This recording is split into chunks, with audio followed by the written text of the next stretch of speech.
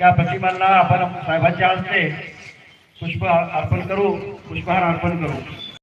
माननीय आरोग्य सतीशचंद्रजी रोटे साहेबांना मी अशी विनंती करतो पुष्पहार अर्पण करावे.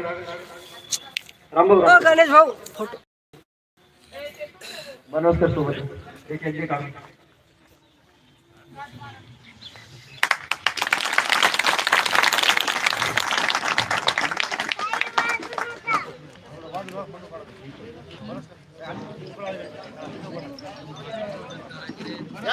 यानंतर छत्रपती शिवाजी महाराजांच्या प्रतिमेस साहेबांना म्हणतो हा पुष्पहार अर्पण करावा.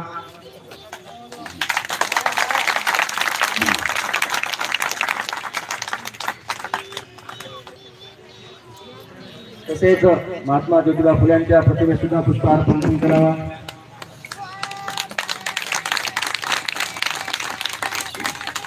तसेच भारतीय घटनेचे शिल्पकार बोधिसत्व परमपूज्य डॉक्टर बाबासाहेब आंबेडकर यांच्या सुद्धा प्रतिमेस पुष्पहार अर्पण करावा. आपण ज्या घटनेच्या आधारावर आपली एवढी मोठी न्यायालयीन लढाई चालू आहे त्या घटनेचे शिल्पकार बोधिसत्व डॉक्टर बाबासाहेब आंबेडकर यांच्या सुद्धा प्रतिमेस पुष्पहार अर्पण करत आहोत.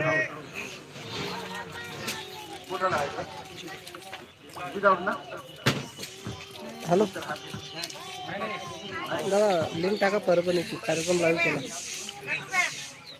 परभणी आगारामध्ये तर आम्ही या ठिकाणी विभागीय कार्यशाळा विभागीय कार्यालय आणि परभणी आगार तिन्ही एकाच ठिकाणी येतं म्हणून आम्ही तिन्ही एकत्रित कर्मचारी या ठिकाणी बोलवले आहेत. काही कर्मचारी त्यांच्या टेंटमध्ये थांबलेले आहेत. तिथं काही कर्मचारी आम्ही सकाळपासून तुमची आम्हाला 11ची वेळ दिलेली होती पण 11 वाजता तुम्ही गंगाखेड आगारामध्ये त्याच्यानंतर गंगाखेड आगारातला कार्यक्रम करून आपल्याला प्रत्येक ठिकाणी येण्या जाण्याला वेळ लागते. बरोबर आहे. आम्ही परभणी आगार 7 नोव्हेंबर पासून या दुपट्यामध्ये सामील आहोत.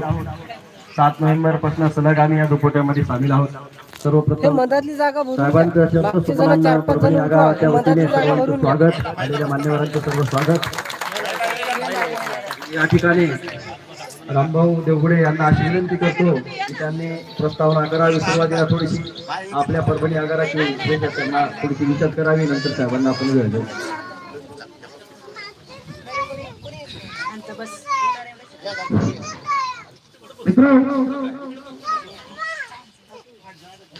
आज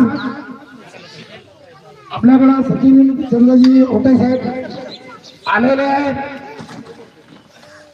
आणि आपल्याला सर्वांना त्यांचं मोलाचं मार्गदर्शन ऐकायचंय. तेव्हा त्यांचा जो महाराष्ट्रभराचा दौरा सध्या चालू आहे आणि आज ते आपल्या गंगाखेड आगारातून आज परभणी आगारामध्ये आले तेव्हा परभणी आगारातर्फे त्यांचे अभिनंदन करून धन्यवाद.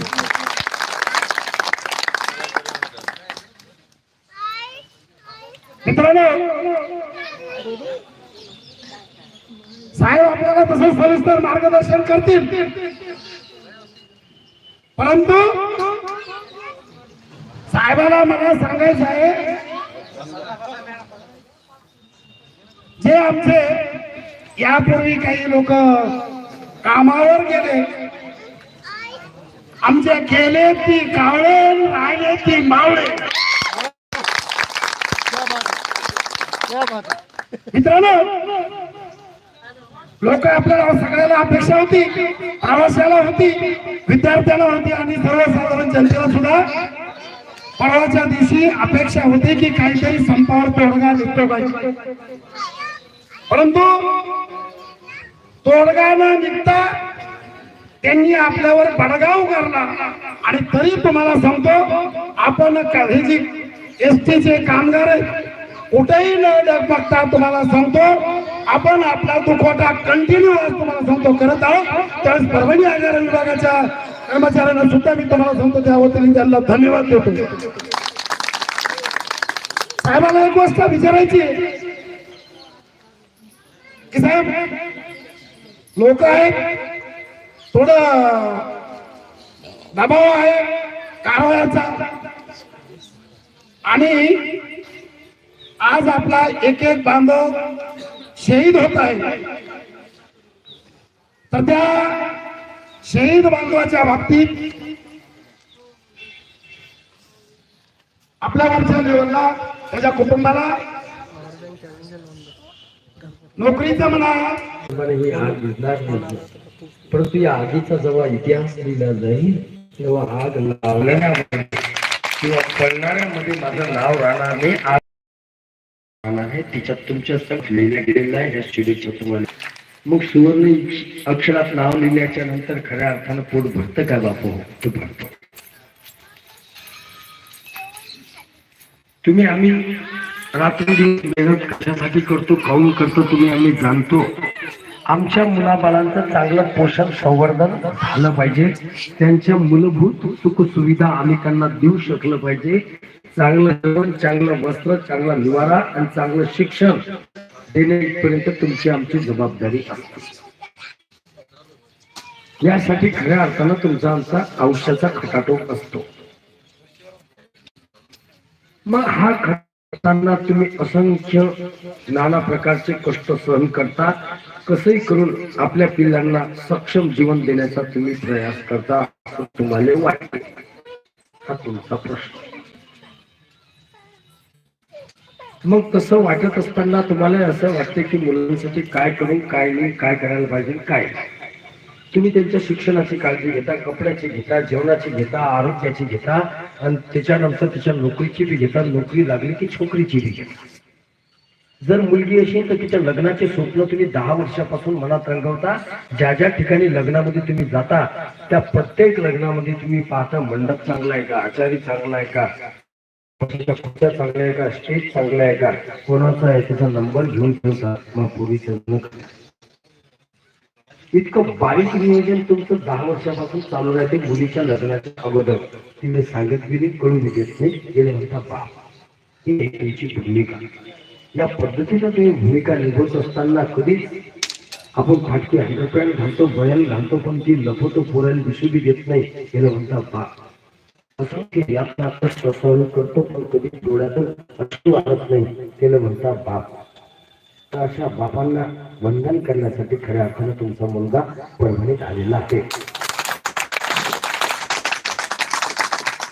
मग कोणत्याही परिस्थितीमध्ये खचायचं नाही. आणा ना माऊली तरी खेळून करा, खेळून आणा. त्याच्या जीवाच्या वर त्याचा जीव घेतला तर तो असंच करणार. जसं तुमच्या जीवाच्या वर जीव घेऊन राहिले शासन महामंडळ आता, म्हणून तुम्हाला काय करा काही समजून नाही राहिलं. अशा परिस्थितीत तुम्ही बसले आणि जर शासन प्रशासन तुमच्या बाजूला असतं तर तुम्ही काय मग पुत्राचं इथं ऐकायला आले असते का भाऊ? मला समजते सगळं. आता सध्या कसं आहे, मरता तो त्या न करता म्हणून आली बसा जाऊ द्या. इकडं तिकडं बसून डोकं खालवल्यापेक्षा हा पोऱ्या काय म्हणतो ते ऐकून घेतात. सगळ्याच ऐकण्याकडे हो आता लोक, आता तुम्हीच राहिले होते भाऊ, तुमचं बी ऐकून घ्यायची. मी थोडस सायकॉलॉजीचा अभ्यासक आहे, थोडा विद्यार्थी आहे. सूत्र पाहून माणसाच्या मनात अंदर काय कालावल चालू आहे त्याचा एक अंदाज बांधण्याचा प्रयत्न करतो. मी मोजून घेतली माणसं किती आहे इथे. एका लाईनीत 14 लाईनी अशा आणि 12-12ची लाईन अशी आहे. 14 गुणिले 12 केले की तेवढे लोक इथं बसेल आहे कडे.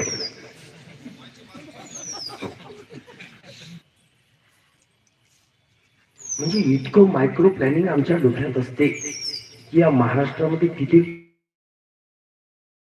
काय त्यांच्यावर काय संकट आहे, ते कसे जगत असतील, कोणत्या परिस्थितीत जगत असतील, ते सगळ्याची जाणीव माता पित्यांना आम्हाला आहे. म्हणून 24 तास कारमध्येच प्रवास सुरू आहे. तिच्यातच जेवण आहे, तिच्यातच झोपणं आहे आणि तिच्यातूनच तुमच्यापर्यंत पोहोचण्याचा हा प्रयास आहे. की मग मायचं मग बापाचं थोडस दुःख मग खिशात टाकतो, मग इकडल्या खिशातलं थोडस सुख आश्वासन देणं, खैरात वाटणं आपला काही धंदा नाही. सत्याची चादर भलेही लहान असते माता पित्यांना, पण ती कामाची असते.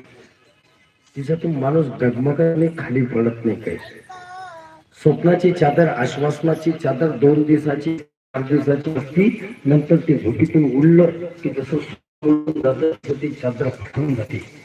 म्हणून खेळल्या छत्रीत बसलेल्या माझ्या बायनं माझ्या बापानं आणखी फाटेल शब्द देऊन त्या प्रत्येकाची जाणीव घेऊन लढण्यासाठी आणि विजय मिळवण्यासाठी मजबूत करण्याचा माझा हात आहे.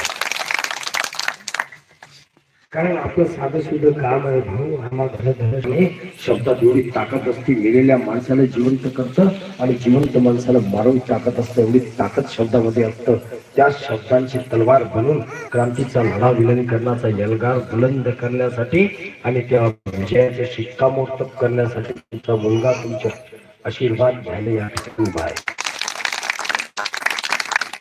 आम्ही लढणार बी आणि जिंकणार बी संकल्प घेऊन माता पित्यांनो आदिशक्ती मुक्ताईचं दर्शन घेतलं 5 जानेवारीला आणि खऱ्या अर्थानं तिथून दुखवता मनात आझाद मैदान प्रत्येक आगारात हा संविधानिक मार्गानं कायदेशीर मार्गाने आमचा दुखवटा सुरू असताना आम्हाला त्या ठिकाणी महाराष्ट्राचे मुख्यमंत्री उद्धव बाळासाहेब ठाकरे यांनी एक पत्र पाठवलं. त्या पत्रात असं लिहिलं होतं की संध्याकाळी 5 ते सकाळी 5 पर्यंत तुम्हाला आझाद मैदानात ओमायक्रॉन 5 ते संध्याकाळी 5 पर्यंत तुम्ही दुखवट्यात बसू शकता असं ते पत्र भेटलं. ते पत्र त्याचं उत्तर मला काही भेटलं नाही. म्हटलं तुम्हाला विचारून पाहू काही माहित असेल त्याच्याबद्दल तर. कारण काय प्रश्न पडला की संध्याकाळी 5 ते सकाळी 5 पर्यंत आझाद मैदानात कोरोना ओमायक्रॉन येतो आणि सकाळी 5 ते मला पडला. साधी गोष्ट आहे. फक्त त्या पत्राचं निरीक्षण केलं. माझ्या ते लक्षात आलं. मला ते काही समजलं नाही. म्हटलं मग येणं कुठील डाव रचला. आझाद आमचा दुखवता माघारी गेला पाहिजे. आम्ही हळूहळू करता करता तुटलो पाहिजे, खचलो पाहिजे आणि पुन्हा सेवेत दाखल झालं पाहिजे. त्याच्यासाठीचे हे षडयंत्र ते मला समजलं. मग संकल्प केला. त्याने एका आझाद मैदानातून आम्हाला थांबवायचा प्रयत्न केला. मग मी मुक्ताई मातेचा आशीर्वाद घेतला. तिथून जनाबाईचा आशीर्वाद घेऊन अडलोक आलो आणि तो संकल्प असा घेतला की 252 डेपोमध्ये जायचं आणि प्रत्येक डेपोमध्ये जाऊन आझाद तयार करायचं हा संकल्प. म्हणून या डेपोचं नाव आझाद मैदान परभणी डेपो झालं हे प्रथमतः जाहीर करतो. ज्यासाठी मी या ठिकाणी आलो. मग तुम्ही म्हणता नाव बदलल्यानं काय होईल, यानं काय फरक पडतो, तर ते तुम्हाला हळूहळू समजून जाईल की याच्यानंतर दुसरं कोणतं फुटर किंवा पत्र पाठवायची हिंमत मुख्यमंत्र्यानं शासनानं किंवा प्रशासनानं केलं नाही. त्याला माहीत आहे 12 घंटे थांबवायचा प्रयत्न केला. त्यानं पुऱ्या महाराष्ट्रात इतिहास घडून टाकला. 252 डेपो आझाद मैदानाच्या नावानं तयार केले. त्याने ईट मारून पाहिजे. आम्ही त्याला फाळीची फाळी त्याच्या डोक्यात टाकून दिली. म्हणून आता त्याचं तोंड बंद झालं. बरे पण हे लढावं लागतं. संविधानिक मार्गाला लढावं लागतं. जशा तसं उत्तर द्यावं लागतं. पण यासाठी किवल्या बावल्यासारखं डोकं शांत ठेवा. डोकं शांत ठेवून उत्तर देता येत असतं. प्रश्न सोडवता येत असतात. प्रश्नाच्या पुढे जाऊन त्याचा मार्ग काढण्याचा प्रयत्न करता येऊ शकतो. पण त्यासाठी डोकं शांत संयमी ठेवावं लागतं आणि व्यूवर रचना रचावं लागते. तेव्हा खरं क्रांती योद्ध्यांचा यलगार विजयाच्या उंबरठ्यावरून विजयापर्यंत जाऊ शकतो. हे सांगणं माझं कर्तव्य आहे. म्हणजे माझं काम काय, मी ना कर्मचारी कामगार ना कष्टकरी. मी वकील. वकील म्हणजे वटवट्या खिडकीला लबाड असा व्यक्ती तुमच्या समोर उभा आहे. तर तिथे काही अपवाद असता ऍडव्होकेट गुणरत्न सजावटे सारखे बघा. तर देव माणूस भेटत नसता तसा देव माणूस तुम्हाला या आंदोलनाच्या माध्यमातून भेटला. या दुखवट्याच्या माध्यमातून काही काही ऐतिहासिक गोष्टी घडल्या. त्या म्हणजे जे गुजर गए त्यांच्या माध्यमातून आपल्याला ऍडव्होकेट गुणरत्न सजावटे साहेब भेटले. पहिली आनंदाची गोष्ट. दुसरी महत्वाची गोष्ट की आजपर्यंतच्या एसटीच्या इतिहासामध्ये शिस्त आणि आवेदन हे या देशाचे नेते सन्मान देशापर्यंत कुणी जाहीर केलं नव्हतं. हे इतिहासात पहिल्यांदा घडलेलं आहे. इतिहास सत्य परिस्थिती तुम्हाला अवगत करून देत आहे. मग तुम्हाला समजेल की तुमच्या या लेखीचं बळ किती आहे, या दुखवट्याची ताकद किती आहे. जे काही आजपर्यंत कधीच घडलं तुम्ही ते समजून घेऊ शकता. सगळ्यात महत्वाची गोष्ट घडली की आम्ही आजपर्यंत 72 वर्षात कधीच उच्च न्यायालयापर्यंत तुमचं स्वतःचं प्रकरण घेऊन पोहोचू शकलो नाही. या इतिहासामधली सर्वात महत्वाची घटना आजपर्यंत कधीच संघटना विरहित माय मा बाप एकत्र आला नाही, तो या दुखवट्याच्या माध्यमातून आलेला आहे. ऐतिहासिक घटना आहे, होतो ना भविष्यातील. याच्या पहिले कधी घडल्या होत्या का आणि याच्या नंतर कधी घडतील का याची शाश्वती खरी. त्यानंतरची महत्वाची घटना की तुम्ही एक दुखवटा नाही तर एक संप सुरू केला. तो 45 दिवस पूर्ण केला. 45 दिवस पूर्ण केल्याच्या नंतर 46व्या दिवशी ज्या मागणीसाठी कामगारांनी संप पुकारलेला असतो, 46व्या दिवशी त्या मागणीचं कायद्यामध्ये रूपांतर होतं आणि ती मागणी सरकारला पूर्ण करावीच लागते. ही ऐतिहासिक घटना. 46व्या दिवशी सरकारनं तुमची मागणी मान्य केली नाही म्हणून उच्च न्यायालयात हा दुखवट्याच्या माध्यमातून रूपांतर करून त्याने आजपर्यंत सुरू ठेवलं. जो लोक मागणी मान्य होत नाही किंवा न्यायालय आदेश देत नाही तर लोक कामावर जाणार. हा खोटा शब्द आहे. दिस इज अ रॉंग सेंटेन्स. एक बी बरोबर म्हणू शकतो. कारण मी अगोदरच सांगितलं की सत्य परिस्थितीशी अवगत होऊन आपल्याला स्वतःला मजबूत करून क्रांतीचा एकला विजयाच्या उंबरठ्यावर आलेला आहे. त्याला विजयात परिवर्तित करायचं फक्त बाकी राहिलेलं आहे. कळता येईल ना तुम्हाला? माझी भाषा थोडी विदर्भातली आहे, इकडं वेगळी भाषा असते. थोडे साधे सुधे गावरान शब्द येतात आमच्या तोंडात कधी कधी.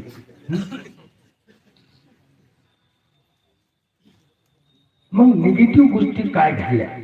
तिच्या निगेटिव्ह गोष्टीमधून बी तुमची ताकद किती मोठी आहे की सरकारने त्या निगेटिव्ह गोष्टी कराव्या लागल्या. त्याच्या मागे बी तुमची ताकदच आहे, काही साधन नाही.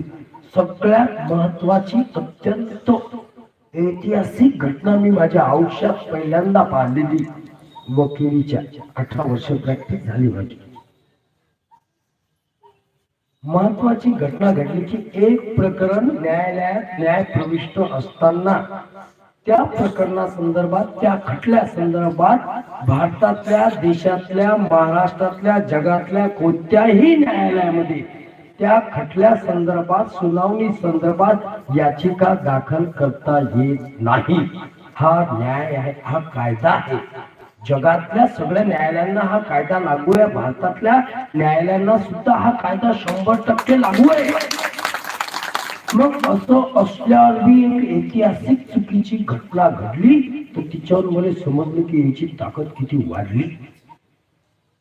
तुमच्यावर मानहानीची याचिका कामगार न्यायालयात दाखल करण्यात आली. निगेटिव्ह घटना जरी असली तरी तिच्यातून तुमची ताकद अधोरेखित झालेली आहे. असं करता येत नाही, त्यांनी ते केलेलं आहे. त्यांच्यावर सुद्धा दाखल करणाऱ्यावर याचिका तुमच्यावर, आणि ज्या न्यायाधीशाला ती दाखल करून घेतली दोघांवर सुद्धा उच्च न्यायालयाचा अवमान केल्या प्रकरणी कंटेम्प्ट ऑफ कोर्ट सहज दाखल होऊ शकतो. तो आपण करणार आहोत. दुसरी ऐतिहासिक घटना निगेटिव्ह मधली, पण ती निगेटिव्ह जरी वाटत असली तरी पॉझिटिव्ह तिच्यातून तुम्हाला घेता आलं पाहिजे. बरं, ही ताकद आहे तुमची की इथपर्यंत सरकारला जावं लागलं, कामगारांच्या शक्ती पुढं, दुखवट्या पुढं झुकावं लागलं. ही साधी गोष्ट नाही. उच्च न्यायालयात प्रकरण न्याय प्रविष्ट असताना तुम्ही MRTPL या कायद्याचे बंधनकारक राहत नाही. तुम्ही न्यायाचे कर्मचारी होऊन जाता 45 दिवसाच्या नंतर. हे न्यायालयाने मान्य केलेलं आहे. असं असताना सुद्धा DC आणि DM न शिस्त आवेदन पद्धतीचा उपयोग केला, जो की दुरुपयोग आहे, गैरकायदेशीर आहे. त्याच्यानुसार तुमची सेवा समाप्ती, बदली, निलंबन आणि दंड हे सगळे बेकायदेशीर आहे. ज्यांनी तुम्हाला या पुत्र घरी पाठवले, बदली, सेवा समाप्ती, निलंबन आणि दंडाचे आदेश केले, त्या कागदावर ज्यानं सही केली त्या आदेशावर ते सगळेचे सगळे कंटेम्प्ट ऑफ कोर्ट म्हणून उच्च न्यायालयात गुन्हेगार म्हणून पारित होणार आहेत, ते पण आपण दाखल करणार आहोत, ते पण दाखल करणार. त्यांना सुद्धा आपण कमीत कमी 1 महिना ते 2 महिन्याची सजा देऊ शकतो, असं न्यायालयात कायद्यात प्रोव्हिजन आहे. कंटेमाकोट उच्च न्यायालयाचा म्हणजे मुख्यमंत्र्यानं बी केला, राष्ट्रपतीनं बी केला आणि तुम्ही बी केला, तर सगळ्यांना सजा सारखीच असते. मग त्याच्यामध्ये डीएम डीसी कुठंच लागत नाही, हे फोत्र आहे. इतका त्याच्यावर तुम्ही अंदाज काढा. राष्ट्रपती सुद्धा ते करू शकत नाही, पंतप्रधान बी करू शकत नाही, या देशाचा महाराष्ट्राचा मुख्यमंत्री बी करू शकत नाही, किंवा स्वतः न्यायाधीश सुद्धा करू शकत नाही. मग तिथं डीसी डीएम ची अवकात म्हणजे दर्या में खसखस.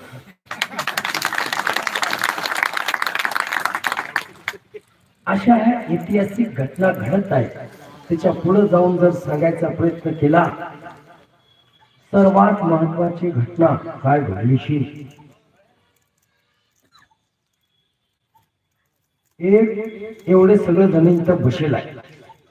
बसेल असताना तुम्ही समजून घ्या, एखाद्या कायद्याचं उल्लंघन केलं, एका कायद्याचं उल्लंघन केलं, तर इथं बसलेल्या 140 जणांवर एक सारखा गुन्हा दाखल होतो. बरोबर, तिच्यातला एक बी सुटत नाही, एक बी कमी नाही, एक बी जास्त नाही, कायद्यापुढे सगळे समान राहतात. मग जर शिस्त आवेदन पद्धतीचा पहिली गोष्ट तो उपयोग करता येत नाही, तो करण्याचा यांना न्यायिक अधिकार नाही.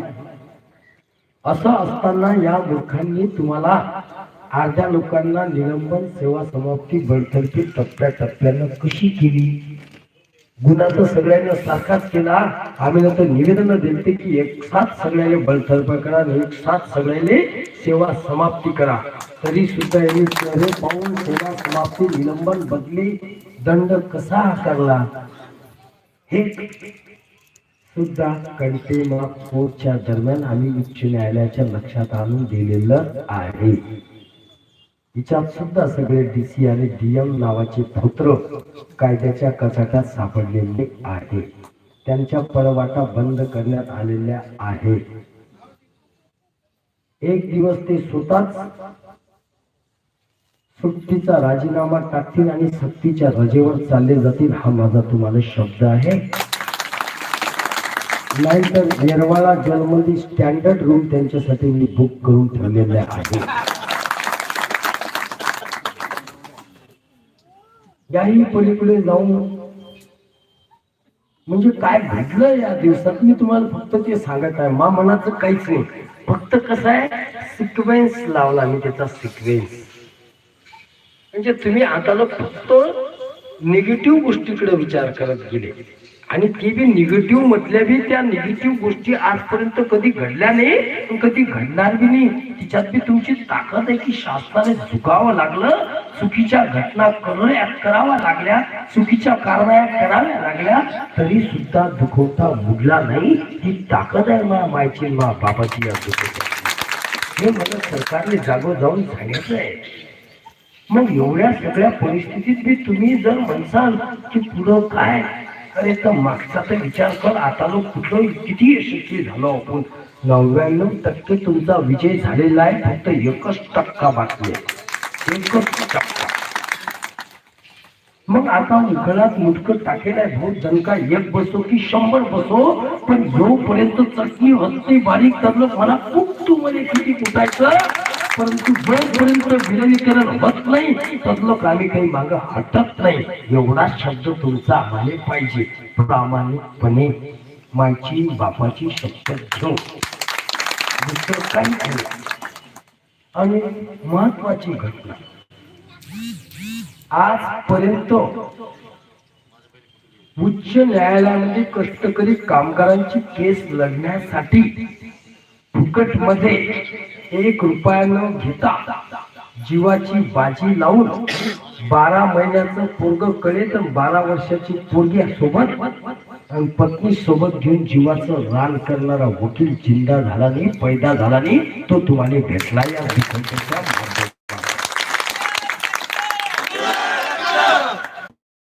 कार कधी मीटिंग झाली तेव्हा म्हटलं कामावर या, कारवाया करणार नाही. त्या आश्वासनाने काही लोक बळी पडले, तिकडे गेले. मग आता या लबाडाच्या घरचं अवतरण तुम्हाला 72 वर्षात किती वेळा देण्यात आले याचा विचार एकदा करा.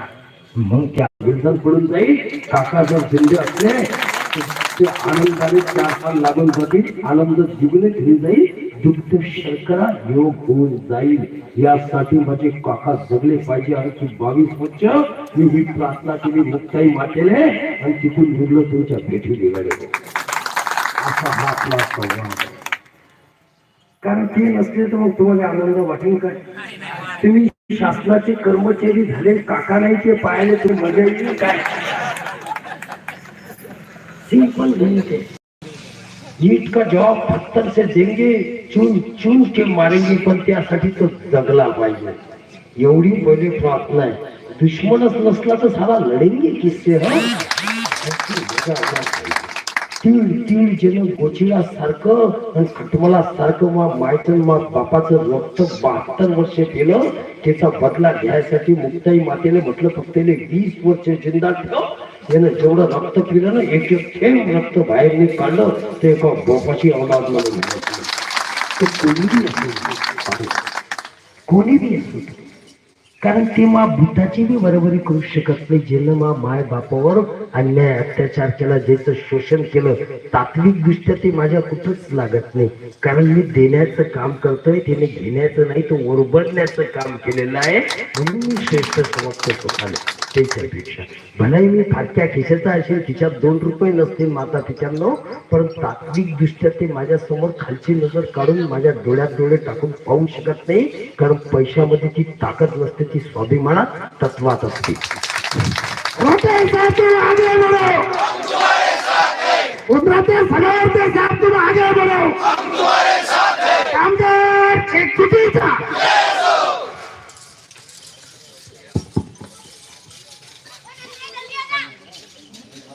आपल्या गोळ्या झालेला आहे. कुठं होता म्हणे आठवत नाही बरं. केंद्रीय बाई सांगत जाय तू म्हणजे मी झुलून जातो म्हणतातच.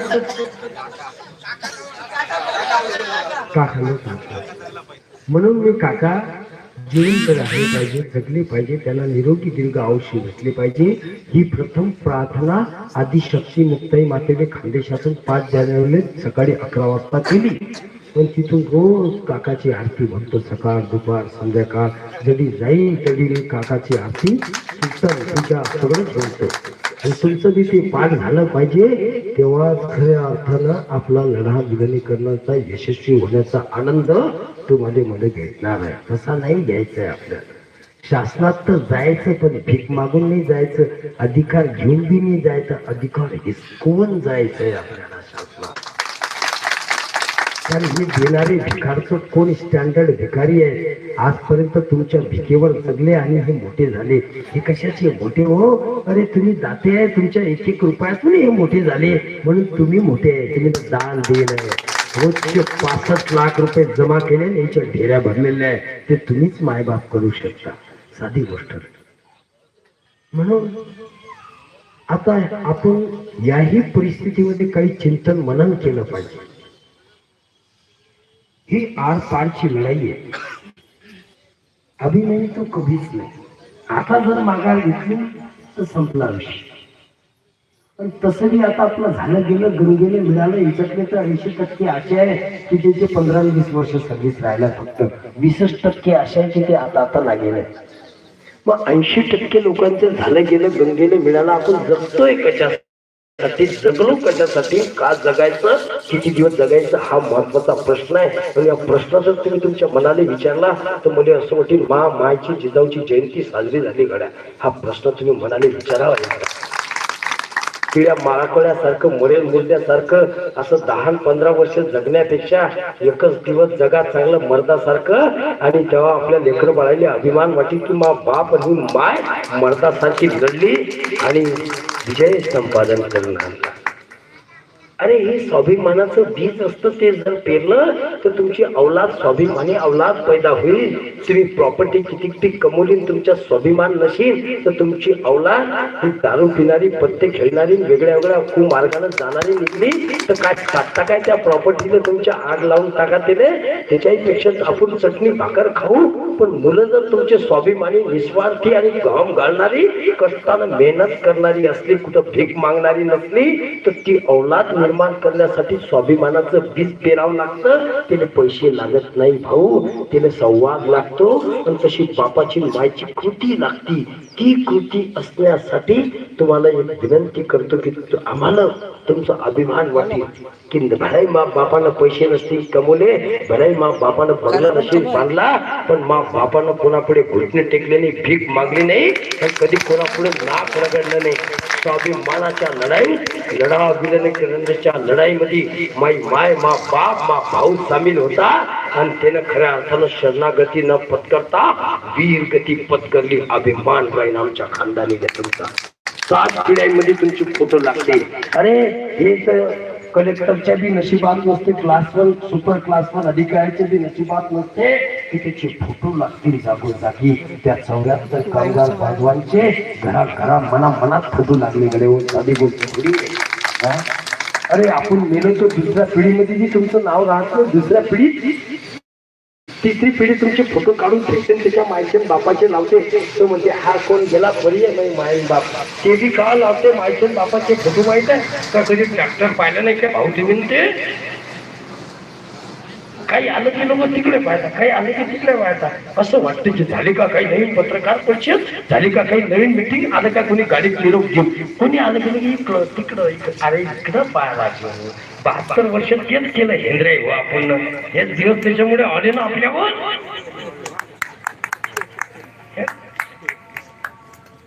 मग काय फायदा, घरापुढे वाचली गीता, रातचा गोंधळ बरा होता.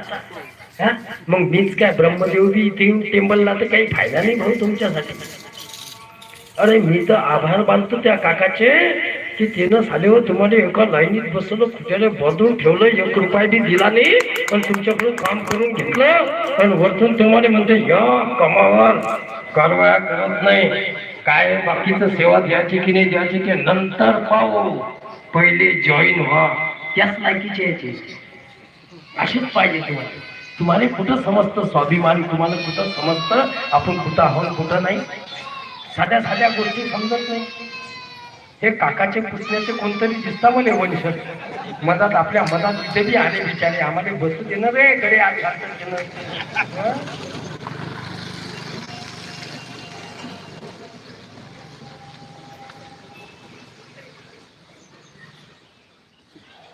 एकदम संविधानिक पद्धतीने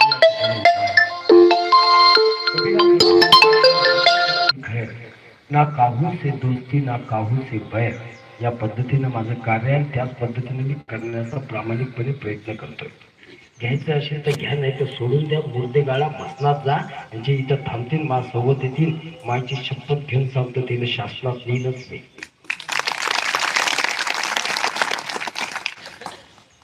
परंतु 72 वर्ष तुम्ही मरेल मुर्द्या लोकायला दिलं, ज्याने तुमचं शोषण केलं त्याला 72 वर्ष दिले, खालची मुंडी वर काढली नाही. मग बापाने 72 दिवस तर द्या सालेवर इमानदारी ना, हे मागायला आलं नाही. साध्या सुध्या गोष्टी आहे.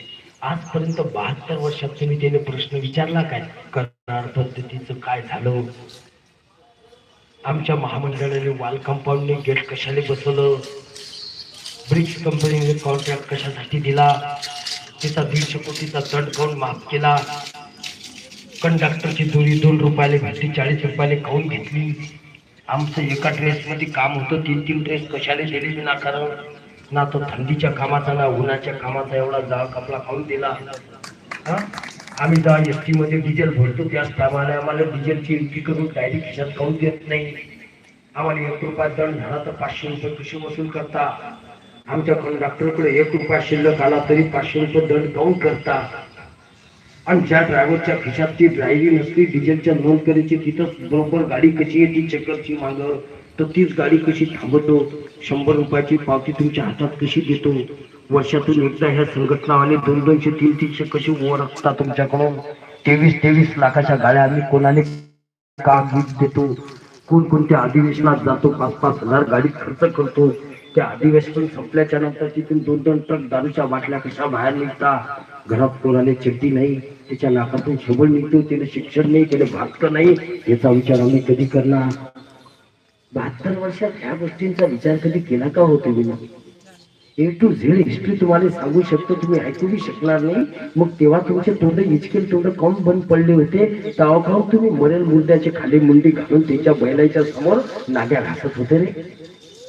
मग आता इकडून तिकडून मा बापानं तुम्हाला 2 महिन्यात जिंद केलं, मरण मुर्द्याच्या आगात रक्ताचा संचार झाला, क्रांतीची ज्योत पेटवली, विजयाच्या उंबरट्या येऊन तुम्हाला येऊन बसवलं आणि 74 भावेनं तुमच्या आमच्यासाठी आत्मदहन केलं, आत्माची आहुती दिली, त्याचे संसार उघड्यावर पडले. या गोष्टीचा विचार न करता मतलबासारखा सारखा विचार करून पुढं काय होईल, तारीख काय भेटेल, कसं होईल, काय होईल विचारायचा अधिकार आहे का भाऊ? स्वतःच्या मनाला प्रश्न विचारा. मायच्या इमानदारी नक्की आपली आहे का तेवढी लायकी विचारायची? बोलणं कठोर आहे माता पित्याला, पण सत्य आहे. विचारा स्वतःच्या मनाला. मग हे जर प्रश्न तुम्ही एकदा शांततेनं मनाला विचारले ना भाऊ, तर एवढा मोठा विजय तुम्हाला फुकट पाकट मध्ये आयता भेटून राहिला. तेरे हरी पलंगावरी अशी तुमची गत आहे, पण पलंगावर तर चुपचाप न बसा, तिथं तो तोंड इचकू नका रिकामं. सिंपल गणित आहे. सत्य कोणतरी बोललं पाहिजे. कारण तुम्हाला काय, तुमच्यासाठी गोड गोड गप्पा मारणारे लय लोक येतील, लय नेते येतील, 2 दिवस गोड बोलतील आणि तिकडे जाऊन समिट होतील, पण सत्य परिस्थितीशी कुणी अवगत करून देणार नाही. कारण त्याला तुमच्याशी काही घेणदेण नाही, तुमच्या मागणीशी काही घेणदेण नाही. त्यानं तुम्ही ना फक्त टाळ्या वाजवल्या, इलेक्शनच्या टायमाला त्याची बटणं दाबले, त्याचा विषय खतम होतो, पण तुम्ही त्याच्यासाठी आलो नाही घरी. म्हणून मा विषय, त्यांचा विषय जिथून खतम होतो तिथून मा विषय स्टार्ट होतो. म्हणून मी शब्द बोलत आहे. नाही तर मला बी वाटते तुम्ही गोळगोळ बोलावं, मा नाव घ्यावं, माझ्यासाठी टाळ्या वाजावं, मग मी तसं भाषण बी करू शकतो गडेगो. पण त्या भाषणामधून तुमच्या जिंदगीचं कल्याण होणार नाही. ह्या 7 पिढ्या बर्बाद होऊन जातील आणि त्या 7 पिढ्या बर्बादीचं पाप मा डोक्यावर मला घ्यायचं नाही. म्हणून मी सत्य मांडण्याचा प्रयत्न करतोय. ते बी कसं माहितीये काय, बुडती ही जल देखलेला डोळा, म्हणून मी तसे कळवळा. या उदांत भावनेतून माता पित्यानं मी बोलण्याचा प्रयास करत आहे. माझं सत्य तुमच्या समोर ठेवण्याचा प्रयास करतो. आपण ते घ्यावं ही विनंती या निमित्तानं करतो. बरेचसे प्रश्न तुमच्या मनात आहे की सेवा समाप्ती झाली, आता घरं खाली करणं पडतील. माझी शपथ घेऊन सांगतो तुम्हाला, फक्त एकच करा. ज्याने तुमचं घर खाली करायला आलं ना, त्याच्यावर काय करायचं, कसं करायचं, कारण म्हणजे फक्त हे भाषण झालं बंद झालं की 2 मिनिटात तुम्हाला इथे बसून सांगतो. चाहते का इथे जाहीर कशाला सांगायचं, त्या डिंगरायला सतर्क होऊन जाते ना ते. आपल्याकडे संसोनाची एकच लोहाची आहे, अशी फंटे आहे आपल्याकडे. तुम्ही चिंता करू नका. आणि त्याचा इलाज म्हणजे इलाजच होणार, पण नाईलाज नाही तो. कधी कधी काही काही गोष्टी तो नाईलाजाच्या पुढं बी ना इलाजामध्ये बी ना शब्द कसा कापायचा, कामापुरता इलाज कसा करून घ्यायचा, हे काय काय आहे ना भाऊ. सगळ्या गोष्टीचा सदुपयोग केला जातो, परंतु डोकं शांत ठेवावं लागतं. आणि काय करावं लागतं महत्वाचं, की संतांच्या संगती मनोमार्गगती 11वा श्रीपती येते. रामकृष्ण वाचा, भाव हा शिवाचा, आत्मा तो शिवाचा, राम जप. म्हणजे सद्विचारांच्या संगतीत आपल्याला राहावं लागतं. सज्जन दुर्जनांच्या पासून लांब राहून जिथे सद्विचारांची संगत आहे, चांगल्या विचारांचे लोक आहे, जिथे सकारात्मकता आहे, जिथे पॉझिटिव्हिटी आहे, अशा लोकांच्या सहवासात राहून ती सकारात्मक ऊर्जा एक संघ करायची, तिथून क्रांतीची मिसाल पेटवायची, तिच्यातून लढा विलंब करण्याचा ओढा करायचा. हे आपल्याला करता आलं पाहिजे. एवढी सिंपल आणि साध्या भाषेत तुम्हाला याच्यासाठी जीव तोडून सांगून राहिलो की आज नाही तर पुन्हा कधीच नाही. तुम्हाला भेटलं काय नाही भेटलं काय मला काहीच फरक पडत नाही. माझं चाराने नुकसान नाही, माझा चाराने फायदा सुद्धा नाही. परंतु मी बोलल्याच्या नंतर जर 4 लोकांचं मत परिवर्तन होऊन तुम्ही लढा विलनीकरणाचा यशस्वी होण्यासाठी कारणीभूत ठरले, तर मला लेकरा बाळाचे आशीर्वाद लागेल, मला तुमचा आशीर्वाद भेटेल. आणि मी जर त्या पापाचा भागीदारी झालं तर मला लेकरा बाळांचं कल्याण होणार नाही, ते पण दुष्मार्गावर लागतील. एवढ्या प्रामाणिकपणे बोलत आहे. 24 तास गाडीमध्ये जेवण, झोपणं, ब्रश गाडीतच आहे, प्रवास गाडीत आहे. या पद्धतीने हे काम सुरू आहे. जेवढा फास्ट तुमच्याला केल्याचा प्रयत्न करता येईल तो माझा प्रयास आहे. दिवसातून एकच टाइम जेवतो की जेवणामध्ये वेळेने गेला पाहिजे. रस्त्यानं चालता चालता चहा पितून गाडीत बसतो. इतक्या प्रामाणिकपणे हे काम करत आहे. काहून, कशासाठी माहित आहे? कारण मला अण्णाभाऊ साठेनं म्हणेल आहे की ही पृथ्वी माता जी आहे ना, ही शेष नागाच्या फणीवर नाही तर कष्टकरी कामगारांच्या तळहातावर बसलेली आहे. म्हणून आपला हा सिंपल प्रयास आहे. आणि त्याच्या पुढे सांगतो, आणखी तुमच्या मनात बरेचसे प्रश्न असतील तर ते प्रश्न असे आहेत की ते कधी न संपणारे आहेत. आणि ते प्रश्न तुम्ही ज्याला विचारता त्याची लायकी नाही तुम्हाला उत्तर द्यायचे. आणि प्रश्न कशाने विचारायचे, का निर्माण करायचे, हाच प्रमुख प्रश्न माझ्या मनात निर्माण झालेला आहे. 2 टाइम खायचं, मस्त इथे येऊन बसायचं, गाडीवर बसायचं नाही. गदलोक आपल्याला मुंबईच्या क्रिस्टल टावर मधला पांढरंग परमात्मा सांगत नाही, विजयाचा एल्गार झेंडा तडून दाखवत नाही, तदलोक तो झेंडा फडकवत नाही, तदलोक गाडीचं स्टेरिंग आपल्याला घुमायचं नाही. एवढी आयडिया क्लिअर आहे, स्पष्ट आहे. 1000 वेळा तुम्हाला साहेबांना लाईव्ह होऊन सांगितलेलं आहे, कोणत्याही कारवाईची भीती मनात बाळगू नका. एकाच दिवशी 1 मिनिटात सर्व कारवाया मी रद्द करणार आहे. कमीत कमी 1000 वेळा आतापर्यंत सांगितलं.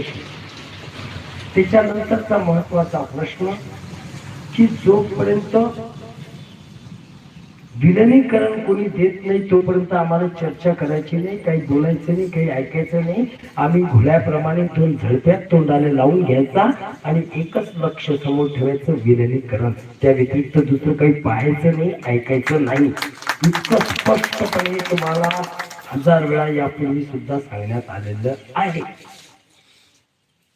बरोबर आहे. काही चुकलं असेल तर सांगायचं, मला बोलू शकता तुम्ही. हे भाषण नाही, हा संवाद आहे. माझं चुकलं तर तुम्ही पटकन उभं राहा, मला सांगा मला की भाऊ हे तुमचं चुकलं.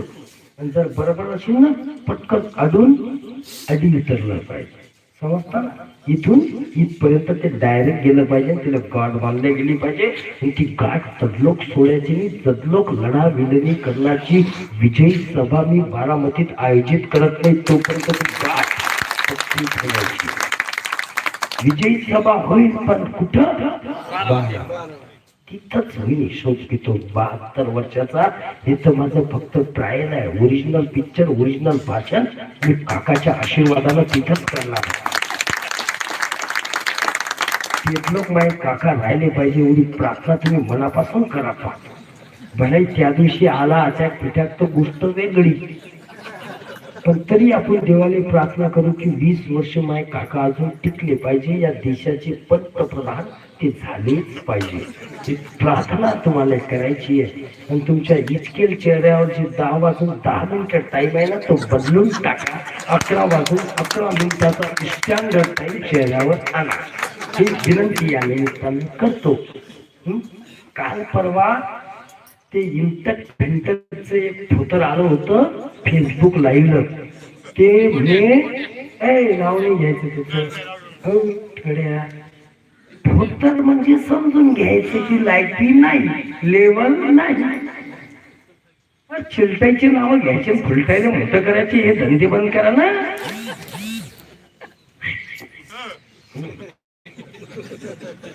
तो काय म्हणे, मला काही त्या लेवलने बोलायचं नव्हतं. मी या फालतू गोष्टीत लक्ष देत नाही. आपलं लक्ष एकच आहे, फक्त विलिनीकरण आणि विजयाची सभा. तिथं माझं एवढंच लक्ष आहे. परंतु चालता चालता काही गैरसमज निर्माण होणी मायच्या बापाच्या डोक्यात, म्हणून हे फोत्र फात्र बी हवेसारखी उडत राहायचं थोडे थोडे, की ते बी क्लिअर झालं पाहिजे डोक्यातलं. तो काय म्हणे गडी की विलिनीकरण फक्त शासनच देऊ शकते, तो अधिकार सन्माननीय उच्च न्यायालयाला नाही. मग मी एका जणाकडून माहिती घेतली. म्हटलं हे फोटोराचं शिक्षण किती आहे? मग मला माहित पडलं 12वी. म्हटलं जाऊ दे तिकडे. अरे त्याच्या आळातच नाही तर पोऱ्यात लिहून कुठे आलो. म्हटलं येणे उत्तर द्यायची काही गरज नाही.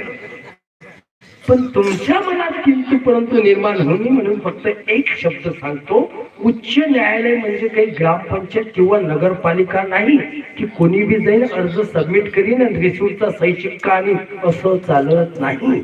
उच्च न्यायालय एखादी याचिका जेव्हा दाखल करून घेतो तर त्याची 1000 वेळा स्क्रुटिनी होते, कायद्यानुसार ते चेक केल्या जातं, तेव्हाच ते सबमिट होतं. इथून प्रक्रिया सुरू होती उच्च न्यायालयाची. पण सबमिट तर केलं पुढे तुमच्यासाठी काय काय केलं. उच्च न्यायालयाने शासनाला आदेश दिले की 12 आठवड्याच्या आत तुमचं काय म्हणणं आहे ते सादर करा.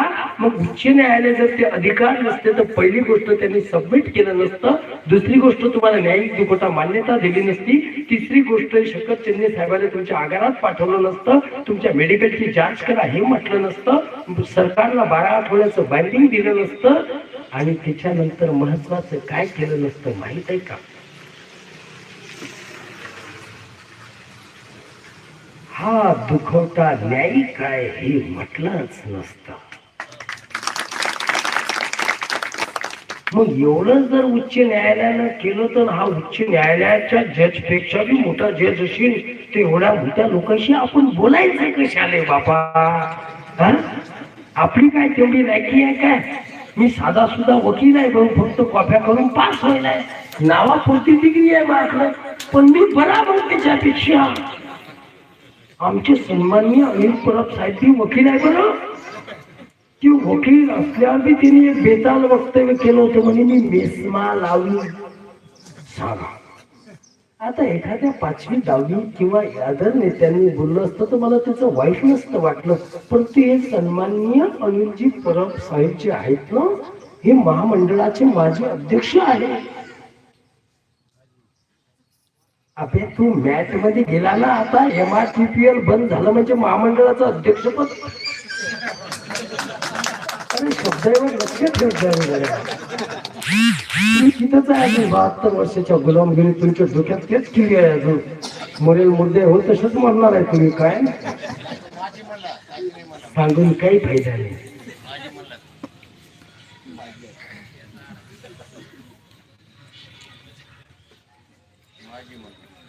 भाऊ शांत बसतो, बोलू दे ना आम्हाला. नाही तू बोल अडी, आम्ही शांत बसतो खाली बाबा. मग म्हणतात डिस्टर्ब नको करू गड्या आम्हाला. आता विनंती आहे आमची तुला हात जोडून जरा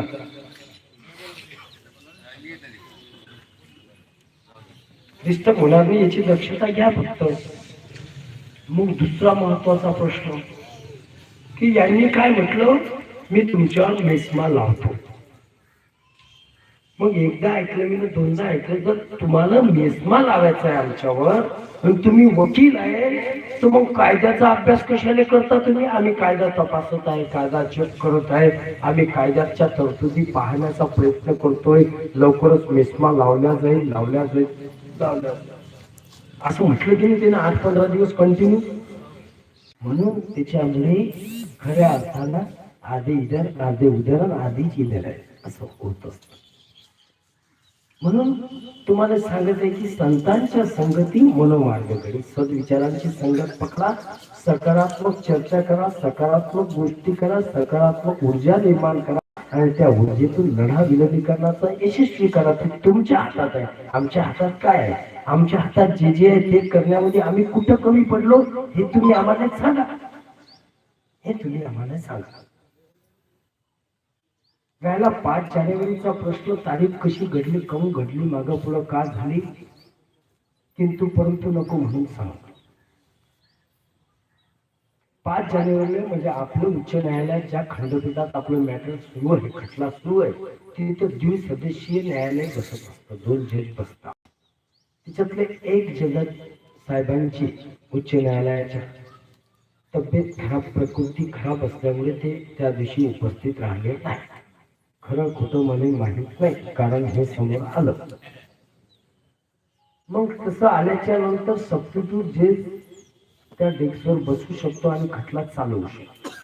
आपण तीच विनंती केली न्यायालय की 92,000 कर्मचाऱ्यांचा प्रश्न नाही, महाराष्ट्रातल्या 12 कोटी जनतेचा प्रश्न आहे, आत्महत्या वाढत आहे त्याचा प्रश्न आहे, शेतकरी कष्टकरी विद्यार्थ्यांचे हाल होत आहे, शाळेत जाता येत नाही, अत्यंत संवेदनशील विषय. उशीर लागला तर आणखी 4 आत्महत्या शिल्लक होतील.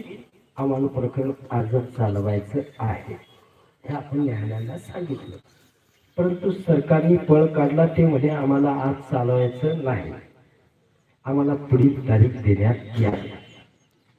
कोणी बी करू शकतं. तुम्ही बी गेले एखाद्या दिवशी कोर्टात, तुमचं एखादं प्रकरण चालू असलं, तुम्ही बी म्हणू शकता म्हणजे या तारखेला मी माझा युक्तिवाद करायचा नाही, माझं काय म्हणणं आहे ते सादर करू शकत नाही, मला तुमचा वेळ देण्यात यावा. तुम्ही बी म्हणू शकता. सगळ्यांना तो अधिकार सारखा आहे. त्यानं पळ काढून काढला हा महत्वाचा आता प्रश्न.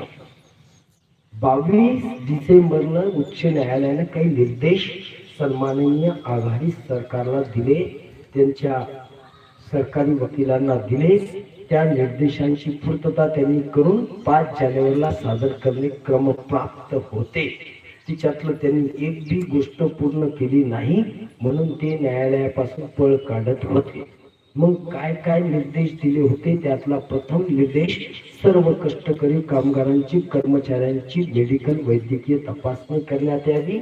सन्माननीय व्यवस्थापकीय संचालक शेखर चन्ने साहेब, एसडीओ साहेब, तहसीलदार साहेब प्रत्येक आगारात भेटी घेतील. भेटी घेतल्याच्या नंतर कष्टकरी कामगारांचं काय म्हणणं आहे ते ऐकून घेतील. ते ऐकल्याच्या नंतर ते ड्राफ्टिंग करतील. ड्राफ्टिंग केल्याच्या नंतर कॅबिनेट मंत्रालयाची मीटिंग घेतील. त्यांच्यासमोर तो ड्राफ्ट ठेवतील. तिच्यावर त्यांचं म्हणणं काय ते लिहून घेतील. त्याचा मसुदा तयार करतील. हे दोन्ही मसुदे घेऊन मुख्यमंत्री महोदयांची भेट घेतील. मुख्यमंत्री महोदयांचं काय म्हणणं आहे ते त्या मसुद्यात लिहिल्या जाईल आणि हा तिघींचा सामूहिक ड्राफ्ट घेऊन तुम्हाला 5 जानेवारीला उच्च न्यायालयात सादर करायचा आहे, असं निर्देश आदेश देण्यात आले होते. तिच्यातलं एक बी निर्देश आदेश त्यांनी पूर्ण केला नाही.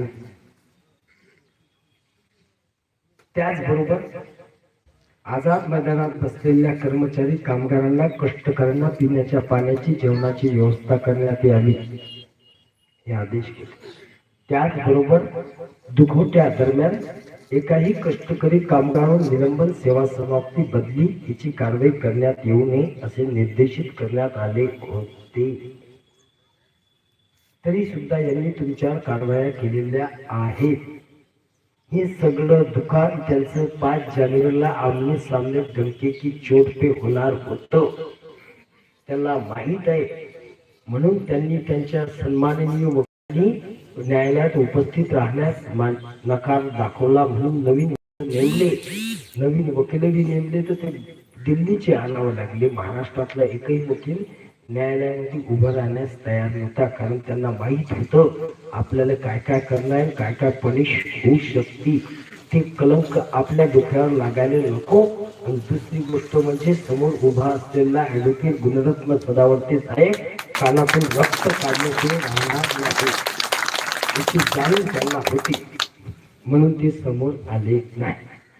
त्याच्यानंतर कोरोना ओमायक्रॉनच्या पॅन्डेमिक परिस्थितीमुळं उच्च न्यायालयातले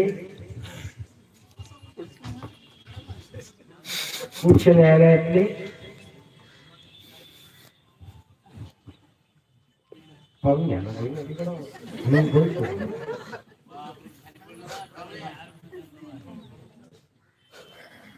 मग काय झालं, तिथले काही बाबू कर्मचारी आजारी असल्याचं कारण पुढे करत ऑनलाईन डेट्स दिल्या जात नाही असं 2 दिवसापासून सुरू आहे.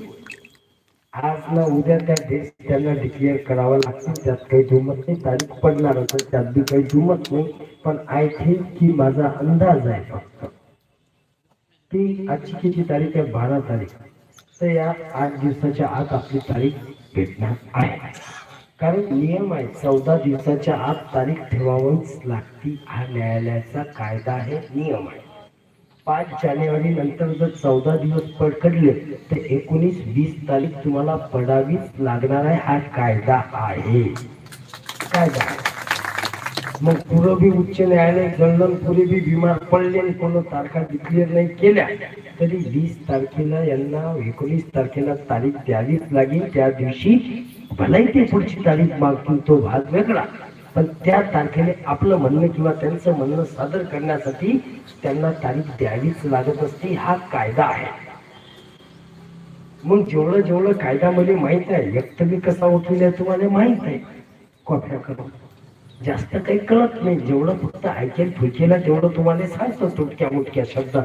पटलं तर घ्या, कारण तुम्ही काही वकीलपत्र सही केली नाही, मी काही तुमचा वकील नाही, पण तुम्ही काही म्हणजे 2 रुपये दिले नाही की भाऊ आधी या. ते 2 रुपयाची चहा कबूल केली नाही केंद्रीबाई तुम्ही की आणि चहा पाजू तुम्हाला. हा तुम्ही ना फुकट फाकट मध्ये फक्त 100 जणांना फोन लावले, म्हणजे कधी येता कधी येता कधी येता कधी येता. एकाने म्हटलं मी चहा घेताल, पाणी घेताल, जेवण करताल, नाश्ता करताल. कोणी नाही विचारलं बाई की तुम्ही येसाल तर काही गाडी नाही येऊन राहिली, काही पेट्रोल लागते की डिझेल लागते की हवे नाही येऊन राहिले की जहाजातून येऊन राहिली. थोडीशी मनस्की ठेवत जा रे इंद्रे हो. असं आपलं स्पष्ट बोलणं आहे. आपल्याला काही म्हणजे मुलायला बाळगायची गरज नाही. मला काही भीक मागायला तुमच्या घरी यावं लागत नाही, मा काही खेटर तुमच्यापासून आडत नाही. फक्त कसं आहे, बुडती हे जण देखवे ना डोळा म्हणून येत असे कळवळा. तेवढा पुढचा आपला हा वळवळा आहे, दुसरं मला काही घेणं देणं नाही. आणि तुम्हाला वाटत असून येतो लय चालेल आपल्यापासून आपली लय आपले वा तिकडं इंद्रिय हो, मला काही घेणं नाही, मी मा सुखानं फिरून राहिलो. ते डोक्यातून काढून टाका. पण मला काय वाटते, हा जो आकडा वाढून राहिला ना आत्महत्यांचा, तो थांबला पाहिजे. त्याच्यासाठी आपला हा टॉपिक आहे. कारण तुम्ही जिंदे राहिले तर मला लढायचं बळीन, आम्हाला बोलायचं बळीन, आणि हे बाकीचे पत्र फात्रता आम्ही सहज कापतो ना, त्याची चिंता करायचं काम नाही. पण तुम्ही जिंदे असले तर आम्हाला आनंद वाटेल, पण तुम्ही मेले तर मग आम्ही दुःखात जाऊ, आम्ही बी कोमात जाऊ. आम्हाला वाटेल कायच करावं, प्रश्न पडते कधी कधी. कारण मन आहे ना, आम्ही काही टेस्टूक देवीची अवलाद नाही या राज्यकर्त्यांसारखी, की भावना नाही, मन नाही, संवेदना नाही. आमच्याकडे ते सगळं काही आहे ना रे. आणि जे काही त्यांच्याकडं काहीच नसतं, कारण आम्ही 9 महिने 9 दिवस मायच्या पोटात राहून आलेलो नाही राज्य हो. आणि जे मायच्या पोटात राहते त्याला ह्या गोष्टी नॅचरल निसर्ग दत्त देणगीतून भेटत असतात राज्य. पण जे विज्ञानाच्या प्रगतीतून टेस्टूक बेबीतून झालेले असतात त्यांना हे काहीच नसतं. मग अशा राज्यकर्त्यांचे तुम्ही गुलाम आहात, मग ते कशाला तुमची दयामाया करतील राजे हो, है की नाही. म्हणून आपला अधिकार मिळवण्यासाठी आपल्याला भांडायचं नाही, मागायचं नाही, घ्यायचं नाहीये, हिसकून घ्यायचंय, तेव्हाच ते भेटणार आहे. आणि त्याच्यासाठी योग्य दिशेने, योग्य पद्धतीने, नैतिक संवैधानिक पद्धतीने आपला मार्गक्रमण झालेलं आहे. विजयाच्या उंबरठ्यावर तुम्ही येऊन पोचलेले आहात. फक्त 1% फोतर बाकी निघायचं बाकी आहे. त्याला आणखी कमीत कमी आजपासून पुढं मोजून 22 दिवस लागू शकता. पटलं तर इथं थांबा, नाही तर निघा. नाही गेले तरी मा काय खिशातलं चाललं, आणि थांबले तरी काही 2 पैसे काहीच. फक्त सत्य सांगायचं. उद्या झालं की माणसानं आला होता गळ्यात एक टिंगरा एवढा 5 इंचाचा, पण तिनं चांगल्या चांगल्या गोष्टी सांगल्या, पण त्या काही आम्हाला पटल्या नव्हत्या. पण आज पटून राहिल्या, पण पटून काही फायदा नाही. टाईम निघून गेला साला, डबल 3 दिवस आले आमच्यावर. अशी म्हणण्याची वेळ येऊ देऊ नका. आणि आली बी तर म्हणे काही साधं सुद्धा गणित आहे भाई आपलं. आणि मला एक भीती वाटते, या आत्महत्या आतापर्यंत ज्या झाल्या ना भाऊ, त्या कशामुळे झाल्या, आर्थिक जीवनशैलीतून झाल्या असतील, काही या बदल्याच्या कारवायामुळे झाल्या असतील, काही दडपणामुळे झाल्या असतील. तिच्यातली एक आत्महत्या मी कमी करू शकलो तर याहून मावून होता पुण्यवान या जगात कोणीच नाही, सौभाग्यशाली कोणीच नाही, हे मला वाटते. म्हणून मी जागून जाऊन ते म्हणण्याचा प्रयत्न करतो. जेवढं येतं आपल्याला, आपल्या जे बुद्धी काहीच नाही, आपल्या पुऱ्या गोळ्या करेल आहे. पण जी वस्तुस्थिती आहे ती मला डोळ्यानं दिसती, कानानं मी ऐकतो, की मी जिभेने तुमच्या समोर फक्त वटवट करतो, बाकी काहीच नाही. ते तुम्हाला मी माहित आहे सगळं. मी जे काही बोललो हे तुम्हाला माहित नाही काय, सगळं माहित आहे तुम्हाला इथून तिथून. पण तरी मी तुम्ही एवढीच सॉंग घेता. ज्या कामाच्या गोष्टी आहेत त्या कधी आठवत नाही, ज्या बिनकामाच्या गोष्टी आहेत त्या आठवतात. त्यात आमचा काही दोष नाही. हे जे काही मी बोललो हे विचारत नाही, 1% कल तुम्हाला जसाचा तसा माहीत आहे, म्हणजे आहे, हा माझा ठाम विश्वास आहे. मी बी सूत्र पाहिले की अंदरचं ओळखतो थोडं, कारण मी सायकॉलॉजीचा अभ्यास करतो. ठीक आहे. मग एवढं सगळं माहीत असल्यावर बी आपण मरण मुद्द्यासारखं करंट्यासारखं दळभद्र्यासारखं काय झालं कधी होईल कसं होईल हा विचार करतात निगेटिव्ह गोष्टी सुचत असतात तर मग त्यांना आत्महत्या वाढणार कमी होणार नाही. म्हणून आर्थिक विवंचनेतून कोणाची आत्महत्या होऊ नये याच्यासाठी माझ्याकडे छोटासा एक पर्याय. मी 3 प्रश्न विचारतो फक्त की आपण मेल्याच्या नंतर काय फरक पडणार आहे कोणाला पडणार आहे. महत्वाचा प्रश्न. शासनाला फरक पडेल कायद्याला फरक पडेल कोणालाच नाही. फरक पडेल तुमच्या घरच्या लेकरा बाळांना. इथं म्हणतो लवकर लग्न होईल असेल लेकरं बाळ नसेल तर बायकोली फरक पडणार नाही. फॅक्ट आहे स्वीकारायला पाहिजे. बरं तुम्ही मला एक सांगा ना तुला समजून राहिलं गड्या पण इच्छा काही येत नाही हे लक्षात. फॅक्ट अशी आहे आपण गेल्याच्या नंतर तुमची माय किंवा तुमचा बाप एका दिवसाच्या वर उपाशी राहते का रे दादा की एक दिवस बी उपाशी राहते का. कसंही का असं ना पण जेवता की नाही. भले 2 पोळी खायची तर चोपट भरच खाईल पण जेवते की नाही. कोणी बिगर जेवायचं थांबतं का या जगात. मग सख्खा पोटचा गोळा गेला तर माय जेवती राजे हो. मग याच्यावर मोठं प्रेमाचं नातं कोणतंच शिल्लक राहत नाही. मग तो बी जेवते तर मग तुम्ही गेल्यावर काय फरक पडतो. साधी सिंपल फरक काय पडतो ते लक्षात. फरक असा पडू शकतो तुम्ही गेल्याच्या नंतर तुमच्या मुलाला तुमच्या मुलीला बापाची छत्रछाया बापाचं प्रेम बापाचं वात्सल्य माया करुणा या जगात तुमच्याशिवाय कोणीही देऊ शकत नाही. कोणीच देऊ शकत. ती करोडोची प्रॉपर्टी तुमच्याकडे असेल तुमचे काका पुतणे चुलते माय बाप मावशी बहीण सगळे करोडपती असतील पण बापाचं प्रेम बापाची छत्रछाया मायचं प्रेम मायची छत्रछाया या जगात ब्रह्मदेवाला बी देता येत नाही. ही कटू सत्य आहे वास्तविकता आहे ती आपण स्वीकार करा. दुसरी महत्वाची गोष्ट तुम्ही गेल्याच्या नंतर तुमच्या मुलीचं लग्न तुमच्या इतकं आनंदानं हर्षानं उत्साहानं प्रेमानं आपुलकीनं जिव्हाळ्यानं या जगात कोण करू शकत. कोणी. तिसरा महत्वाचा प्रश्न आपण गेल्याच्या नंतर तुम्हाला जर मुलगी असेल ती जर जवान असेल तर बिगर बापाच्या पोरीकडे हा समाज कोणत्या नजरेनं पाहतो. साधा विचार मग निर्णय घ्या पुढचं काय करायचं. आपलं काहीच म्हणणं नाही. आणि आर्थिक विवंचनेतून जर तुम्ही आत्महत्या करत असाल तर बसल्या बसल्या एक नंबर फक्त पाठ करून घ्या. 96 37 230 999. 96 37 230 999. हाय हॅलो गुड मॉर्निंगचे मेसेज अजिबात नको. ज्याच्या घरात किराणा नसेल भाजीपाला नसेल फक्त त्यानं मेसेज टाका नाव टाका ऍड्रेस टाका. एका घंट्यात मी महाराष्ट्रात कुठेही असो तुमच्या घरी ती वस्तू पोहोचून जाईल. या हाताने भेटेल या हाताने तुमचं नाव बी माहीत पडणार नाही. लागत गिजत बसायचं नाही. आज तुम्हाला गरज आहे आवश्यकता आहे घेऊन टाका. तुम्ही शासनात गेले पगार झाले की वापस करा काही अडचण नाही. ही जी सोडणार नाही. माहिती कष्टाचे घामाच्या आहे की नाही. सिंपल गणित आहे.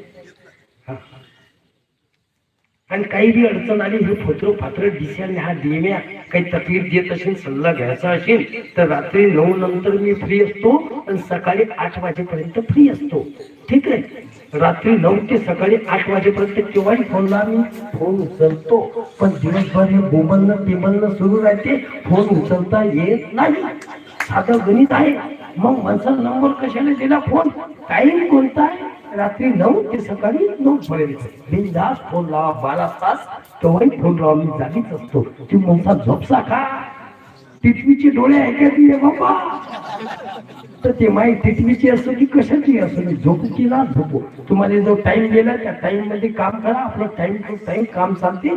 सकाळी 9 ते संध्याकाळी 10 11 12 कधी कधी 1 कधी कधी 2 वाजेलोक हेच चालतं माझं. रात्री 2-2 वाजेलोक मिटिंगा सभा संवाद चालू आहे महाराष्ट्रामध्ये. एका दिवशी 10 सभा मिटिंगा होता, 2,000 किलोमीटर प्रवास डेली करतो मी, डेली. असा आपला हा धंदा आहे. घरच्या भाकरी खायच्या आणि दलिंदर कष्ट करायच्या, बकऱ्या वयाच्या, असं चालू आहे भाऊ. हो 3 महिने झाले ना भाऊ, बायकोचं तोंड नाही पाहिलं, पोराचं तोंड नाही पाहिलं रे राजा. असं कसं राहतं हे, इतके तोंडाचे मरतील फिरतील गचकतील झाले. चाल म्हटलं गड्या कडलो आपण थोडस 2 शब्द बोलू याच्याशी, हा असं वाटलं माझं जरा. आणि मला भीती काय वाटते कधी कधी, तुम्ही ना आज लोक की तुमच्या जिंदगीमध्ये 5,000 10,000 12,000च्या वर पगार पाहिला नाही, एकदम 70-80 हजार पाहिले तर गचकून जाऊन होतं ना भाऊ. असं म्हणून तुम्हाला ट्रेनिंग द्यायला आलो मी की जरा सतर्क व्हा, दक्ष व्हा, जागरूक व्हा. ते लहान लहान पोरं ज्या नकली नोटा खेळताना, त्या नकली नोटा घरी आला मोजाची सवय लावा. 6 कशी दिसतात 70-80 हजार, आणि ते उत्साहाखाली ठेवा जरा, म्हणजे तुम्ही अशा त्यातलं चढणार नाही. नाही ते एखादं गचकीन आनंदानं दुःखात गेले ते वेगळे, आनंदात नका गचकू. हे सांगावं लागतं. ट्रेनिंग पिरियड आहे तुमचा. शासकीय कर्मचारी होण्याचा पूर्व प्रशिक्षण म्हणजे ऍडव्होकेट सतीशचंद्र रोटेचा संवाद. आणि काही लोकांना माझा एक चांगला सल्ला आहे प्रेमाचा. शासनाचे कर्मचारी झाल्याच्या नंतर तुम्ही स्टँडर्ड होणार आहे. स्टँडर्ड मग काही लोक जो ब्रँड घेता ना त्याचा खोट वास त्याचे खराब, तो ब्रँड बदलून टाका, स्टँडर्ड ब्रँड घ्यायचा आहे आता.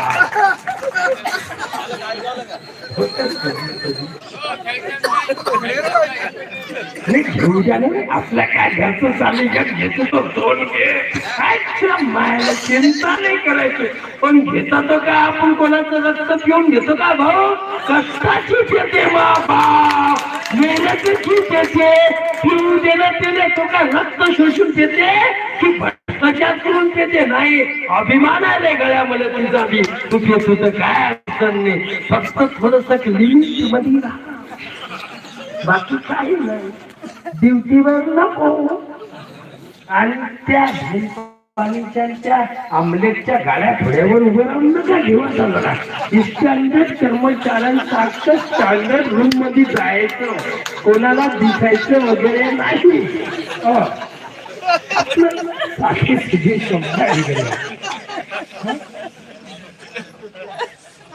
दुसरी महत्वाची गोष्ट प्रशिक्षणातला भाग आहे बरं. शासकीय कर्मचारी होण्यापूर्वीचा पूर्व प्रशिक्षणातला भाग क्रमांक 4. स्टँडर्ड कपडे घालायचे. डिग्जाम सियाराम रेमंड सगळ्या सुयाच्या मस्त इंजिन करायची, वाटलं तर बेल्ट नसलं तर करदोड्यानं आतून दोरीनं बांधतो.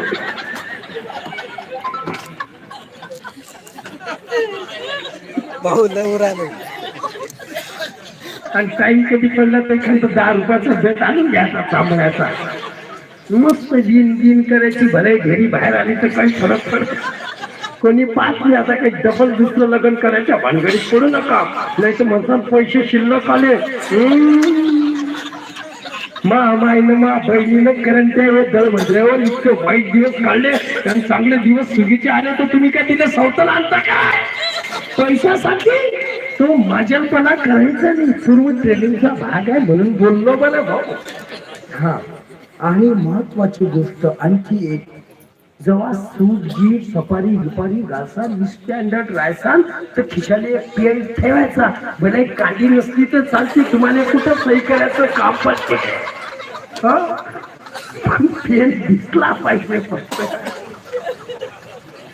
ते ट्रेनिंग. त्याच्यानंतर काही ट्रेनिंगचा 6वा मुद्दा, आपण जेव्हा आपले वाहक जे असतात त्याला वाहक म्हणायचं नाही, त्याला कंडक्टर साहेब म्हणायचं. ड्रायव्हरला ड्रायव्हर साहेब. तो मेकॅनिकल का असं ना काड्या कपड्यातला, त्याला म्हणायचं मेकॅनिकल साहेब. आपणच म्हणायचं. आपल्या माणसांचा मान आपल्यालाच वाढावं लागतं. छत्रपती शिवाजी महाराजांनी त्या काळात संभाजी, जिवाजी, धनाजी असेच नाव ठेवले. काऊन ठेवले? प्रत्येकाच्या मागे जी लागला, म्हणजे किती बी कळंता दळभद्र दुश्मन असला तर ते नाव घेताना जी म्हणूनच घ्यावं लागेल. म्हणून आपणच आपल्या लोकांना साहेब बनायचं. आता मी कसा बी असो कॉप्या करेल वकील, पण मला कोणी म्हणेन का ए वकिल्या? नाही. अरे न्यायाधीशात मी गेलो जजच्या पुढे तर तो काय म्हणते, प्लीज कम वकील साहेब प्रोसीड युअर मॅटर. मला काही समज की ना समजो, पण एवढं समजते तो म्हणते वकील साहेब. म्हणजे एवढं वाटतंय तसं तुम्हाला कंडक्टर साहेब, ड्रायव्हर साहेब, कारण तुम्ही शासनाचे कर्मचारी झालेले असाल. असं स्टँडर्ड वागणं बोलणं शिका. दुसरी महत्वाचा पॉइंट 7वा, प्रशिक्षण पूर्व. जे कंडक्टर साहेब माझे गाडीत बसतील आणि माझे ड्रायव्हर साहेब गाडी चालवायला जातील, त्याच्यासाठी ती गाडी पुसून पासून धुवून धावून ऑइल इंजन वगैरे टिकटाक करायसाठी 22,000 पत्र पहिलेच पाठवून द्यायला मी ना तडी. साफसफाई करायला गाडी तुमची मा बाप येईन माई मा येईन विलनीकरण झाल्यावर शासकीय कर्मचारी म्हणून ते महामंडळाच्या पत्रायला काही काम पाहिजे की नाही, म्हणून 22,000 तिकडे पाठवायला गेलं. गाडी हवा कर, इंजनचं ऑइल चेंज कर, मशीन साफ, याच्यासाठी काही पत्र पाठवून दिले पहिले. आणि काही गाड्या बसू जाम होता, खराब होता, म्हणून काही पत्र आपलेच पाठवले. काही पुरावे एव्हिडन्स तिकडून मला काढायचे होते न्यायालयात द्यासाठी, म्हणून प्रत्येक आगारातून काही ठिकाणी आपलेच. आणि आपलं काम झालं की ते पुन्हा काही गोष्टी बोलायच्या नाही, इशारा असे आपले अर्धे माणसं तिकडे मी पाठवलेले आहे. चिंता नसावी, हे गेले तेवढे गेले, कसं होईल काय होईल तुम्हाला काही घेणं देणं नाही. 45 दिवस 51% कामगार आम्हाला पाहिजे होते, ते आमचं काम सक्सेस झालेलं आहे. कोणी थांबो ना थांबो, आम्हाला काही घेणं देणं नाही. आम्हाला फक्त सगळ्यांचे सामावून घ्यायचं आहे, परंतु कोणाने घ्यायचं नाही. आम्हाला फक्त 3rd क्लास कर्मचाऱ्यांनीच आपल्याला द्यायचं. आपण बी 3rd क्लासच आहे बरं, 3य क्लास मध्ये येतो रे गडे हो आपण. पण जेव्हा तुम्ही शासनात जासाल, मॅट मध्ये जासाल, मॅट म्हणजे पागल होसाल नाही बरं. मॅट म्हणजे हा कायदा आहे, त्या कायद्यात तुम्ही मॅच व्हायला जासाल तेव्हा तुम्ही 3य क्लास मधून 2 क्लास मध्ये येऊन जासाल. 80,000 1 लाख ना. आता मला दादा घरी जा, पण झोपताना विचार आणि प्लॅनिंग करायचं. डिस्ट्रीब्युशन 80,000चं काय करायचं, 5-10 हजार रुपयामध्ये तुम्ही महिने काढलेला आहे ना भाऊ. मग 80,000चं खर्चान काय मध्ये प्रश्न पडते भाऊ कधी साला गचको ना बरं भाऊ. असं काही करू नका, एवढे नोटायचं गंधल पाऊस. हा होत असं कधी. कुठं होतं आपण त्याच्या पहिले? हा 7वा मुद्दा प्रशिक्षण पूर्व चालला. आता 8वा मुद्दा प्रशिक्षण पूर्व. व्यवस्थित सुरू प्रशिक्षण. मला काही माहित नाही, काही एसटीचा कंडक्टर ड्रायव्हर नाही, पण अंदाजे टोले आणून राहिलो. काही हुकूबी शकते एखादा, पण बरोबर जर बसत असेल तर समजून घ्या, मी तुमच्या मागच राहतो जरी तुम्ही जासाल तरी. हो तिकडं काय ना तर बोलायला पाठवता मंदात डिस्टर्ब करायला. त्याला किती महत्व द्यायचं किती नाही द्यायचं हे समजलं पाहिजे. प्रशिक्षणातलाच एक भाग आहे. वेळ असं थोडं ध्यानात ठेवत जा. आणि ते जे ते आपलेच माणसं आहे. काही लोक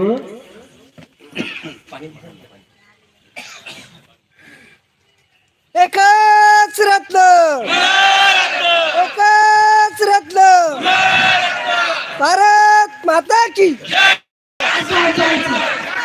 कामगार एकजुटीचा, कामगार एकजुटीचा. भारत माता की, भारत माता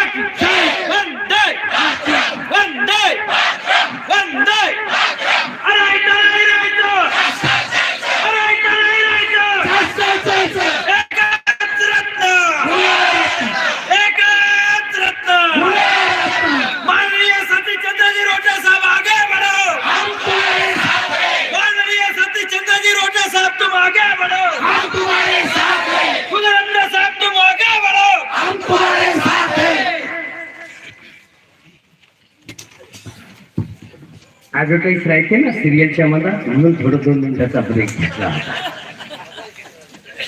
आणि तुम्ही माझ्या साताचं शरीर नाही की नाही तुम्ही सांगा एकदा. सोबत कसे आहात? मनानं धनानं की तनानं?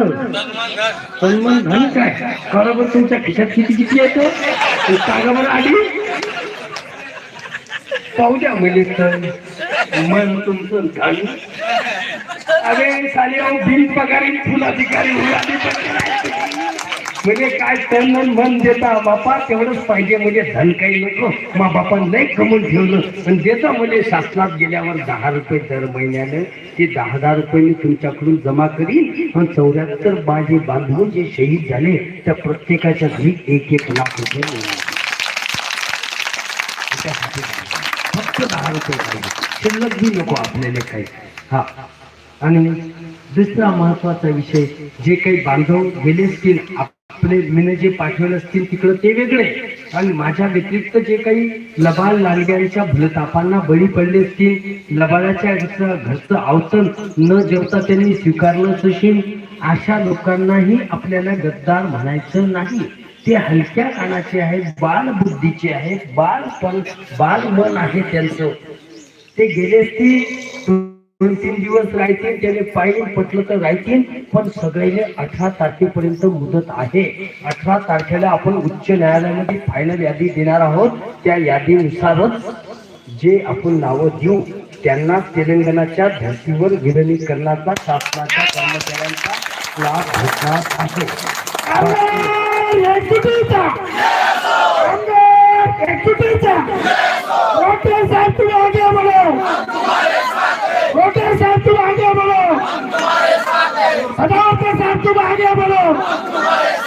कामगार एकजुटीचा. धन्यवाद. चांगले नारे जिथं हा बुवा. मला काय वाटलं या वयात काही जमणार नाही बुवा तुम्ही, पण चांगला स्टॅमिना आहे बुवाचा. हो काय? अरे बाप रे बाप, माझ्यापेक्षा बी डेंजर स्टॅमिना आहे. मी तरी फक्त 18 घंटेच बोलतो भो, तू तर 18 सेकंदामध्ये पुरी धरती आणून टाकतो रे राजा. हो, आधी असा आहे तर घरी कसा असेल काही सांगता.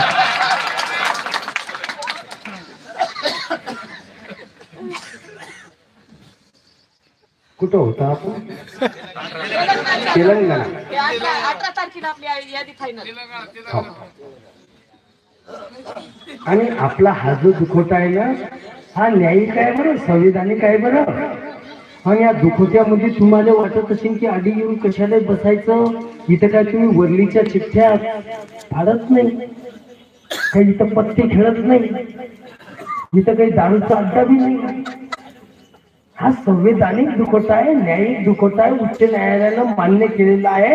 आणि हिच्या मनात जर कोणी अडथळा आणण्याचा प्रयत्न करत असेल तर कंटेम ऑफ कोर्ट सुद्धा होतं बरं भाऊ, ते बी ध्यानात ठेवायचं. ठीक आहे, फक्त तोंडाने फोत्र बांधून घेत जा थोडे थोडे. ठीक आहे.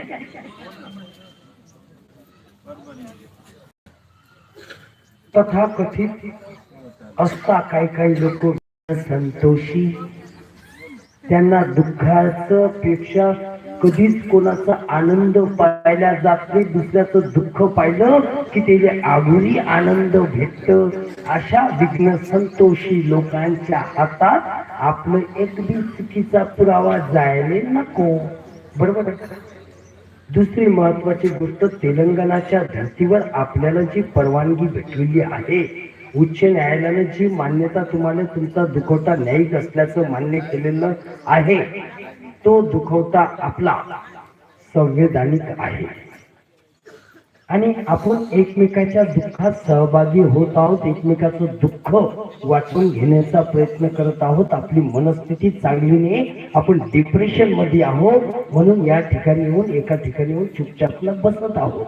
म्हणून आपण काही तिकडं तिकडं टिंगल टवाळ्या न करता शांततेच्या संवैधानिक मार्गाने आपण आपलं काम करत राहायचं. आणि बाकीवरचं काय करायचं आहे ना, याच्या बापाचा बाप बसेल ऍडव्होकेट गुणरत्न सदावर्ते साहेब, चिंता करायचं काही कारण नाही. ठीक आहे. म्हणून जाऊ द्या, मला आणखी पुढे जाणं आहे, 2-4 ठिकाणी बोलायचं काही होतं. पण तुम्हाला एकच सांगतो, 22 डिसेंबरला तेलंगणाच्या धर्तीवर तुमचं विलिनीकरण 99% झालेलं आहे. 1% बाकी आहे. पुढे 22 दिवस ठाम राहा, तोपर्यंत सगळ्या गोष्टी क्लिअर होऊन जातील. तोपर्यंत फक्त आमचं डोकं खाऊ नका फोन करून विनाकारणचे. काही काम पडलं इमर्जन्सी मध्ये, कुठं अन्न भाजीपाला काही कमी असलं तेवढा मेसेज टाका, तुमच्या घरी घेऊन जाईल. त्यामुळे चिंता करू नका. अत्यंत महत्वाचा मेसेज तुम्हाला फक्त या ठिकाणी देण्यात आलं. जे जे काही बोललो ते अत्यंत सत्य बोललो, परिस्थितीची जाणीव करून बोललो. एक शब्द सुद्धा चुकीचा नाही. पटलं तर घ्या, नाही तर सोडून द्या, आपलं काही म्हणणं नाही. ठीक आहे. आता आपण सर्वजण संवैधानिक मार्गाने आपल्या शहीद झालेल्या बांधवांना श्रद्धांजली समर्पित करणार आहोत बसून. पण श्रद्धांजली कशी राहणार आहे? ते आत्महत्या करून गेले, त्यांना आहुती दिली, स्व इच्छेनं ते गेले नाही. इच्छा मारून त्यांनी आपलं आत्मसमर्पण केलेलं आहे. ते दुःखातून गेलेले आहे. त्यांचा आत्म्याने शांती भेटण्यासाठी आपण कलियुगातल्या पांडुरंग परमात्माला प्रार्थना करायची आहे. याच्यासाठी की त्यांच्या आत्म्याला मुक्ती भेटली पाहिजे, शांती भेटली पाहिजे. आणि ज्या इच्छेसाठी, ज्या दुःखातून त्यांनी आत्मबलिदान दिलं, ती इच्छा त्यांची पूर्ण झाली पाहिजे. हा त्यामागचा आपला प्रांजळ हेतू. तर ती प्रार्थना मी म्हणणार आहे. तत्पूर्वी तुम्हाला शांत बसायचं आहे, डोळे लावायचे आहेत. सध्या नाही मी सांगितलं तेव्हा. पण बैठे बैठे सावधान म्हटलं की पाठ सरळ, मान सरळ करायची आहे आणि बसायचं आहे. ठीक आहे. मला वाटते 99% गोष्टी क्लिअर झाल्या असेल. 1% राहिलं, जसं न्यायालयाचं राहिलं तसं 1% तुमच्या डोक्यात काही बाकी असेल तर ते राहू द्या. 1 रुपया बाकी ठेवणं म्हणजे उधार पाधार देणं घेणं असलं की बोलणं चालणं चालू राहते, आहे की नाही? तेवढं डोक्यात राहू द्या. कारण सगळ्याच प्रश्नाची उत्तर देत बसली तर मला एक प्रश्न निर्माण होऊन जाईल की मी कशासाठी आलो आधी. होऊ शकतं. म्हणून मनात काही कोणतेही किंतु परंतु तुमच्या राहिलं नसेल अशी अपेक्षा ठेवतो. आणि जे बांधव आपले तिकडे गेलेले आहेत ते आपले दुश्मन नाही. 18 तारखेपर्यंत आले तर त्यांचं यादीत नाव टाका. त्यांचं प्रतिज्ञापत्र, वकीलपत्र ॲफिडेव्हिट करून त्यांना लगेच मुंबईला साहेबांकडे पाठवून द्यायचं आहे. आणि तरी बी काही आले नाही, तिकडेच राहिले, इचकेल दुसऱ्याच्या भूलतापांना बळी पडले तर तुम्हाला एक सांगतो, ते बी आपले दुश्मन नाही. असतील बी दुश्मन, फक्त वैचारिक मतभेद आहे. मनभेद होऊ द्यायचे नाही.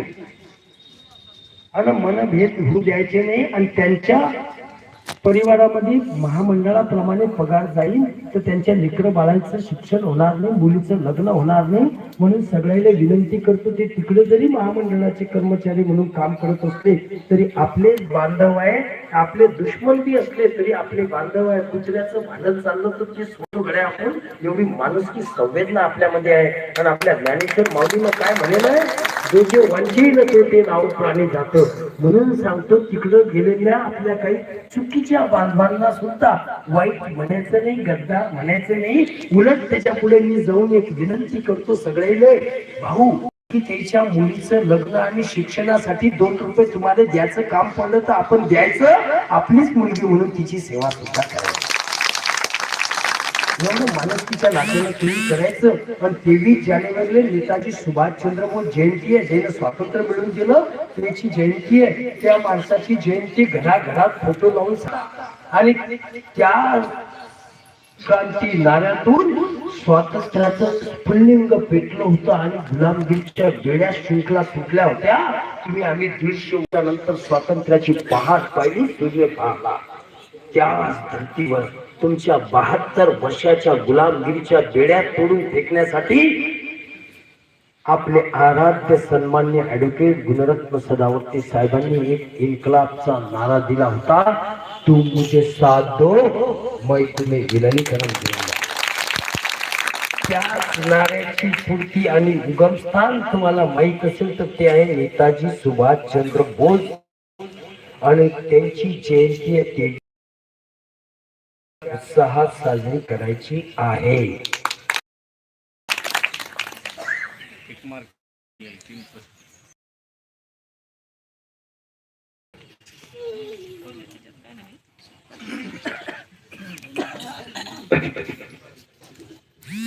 समितीला 12 आठवड्याची मुदत दिलेली आहे. 12 आठवड्याच्या पुढे 1-2 तारखा ते घेऊ शकता, जास्तीत जास्त 1-2 तारखा या 3 तारखा. कारण ते बी कशाच्या पार्श्वभूमीवर, कोरोना आणि ओमायक्रॉनचं नाटक पुढं करून, त्याच्यावरती नाही. आणि 12 आठवड्याच्या आत त्याला म्हणून सादर करायचं आहे. हा उच्च न्यायालयाचा आदेश आहे. तो जगातल्या, भारतातल्या सगळ्या लोकांना बंधनकारक असतो. मुख्यमंत्री असो, पंतप्रधान असो की राष्ट्रपती असो, त्यांना ते करावंच लागणार आहे. म्हणून तुम्हाला 22 दिवसाचा टाइम मोजून मापून दिलेला आहे. 22 दिवसाच्या टाइमामध्ये सगळ्या प्रश्नांची उत्तर आले. प्रत्येक गोष्ट फोडून सांगत नसता काही, नाही तर मग कंटे कारवाईने सामोरे जात असता. न्यायालयातल्या घटनेवर जास्त संवाद साधत नसता. तर म्हणजे तपेला तुम्हाला समज नशील जे सगळे येतील घेऊन जातो शासनात. हो, आता 3-4 नारे द्यायचे फक्त माझी दक्षिणा दिसाल का? पण मरेल मुद्द्यासाठी असे नाही पाहिजे आपल्याला. एका मायची, एका बापाची औलाद असणार, रक्त असणाऱ्यांचा नारा पाहिजे आपल्याला. समजतं ना नारा? हो. पण मी एक नवीन नारा तयार केला.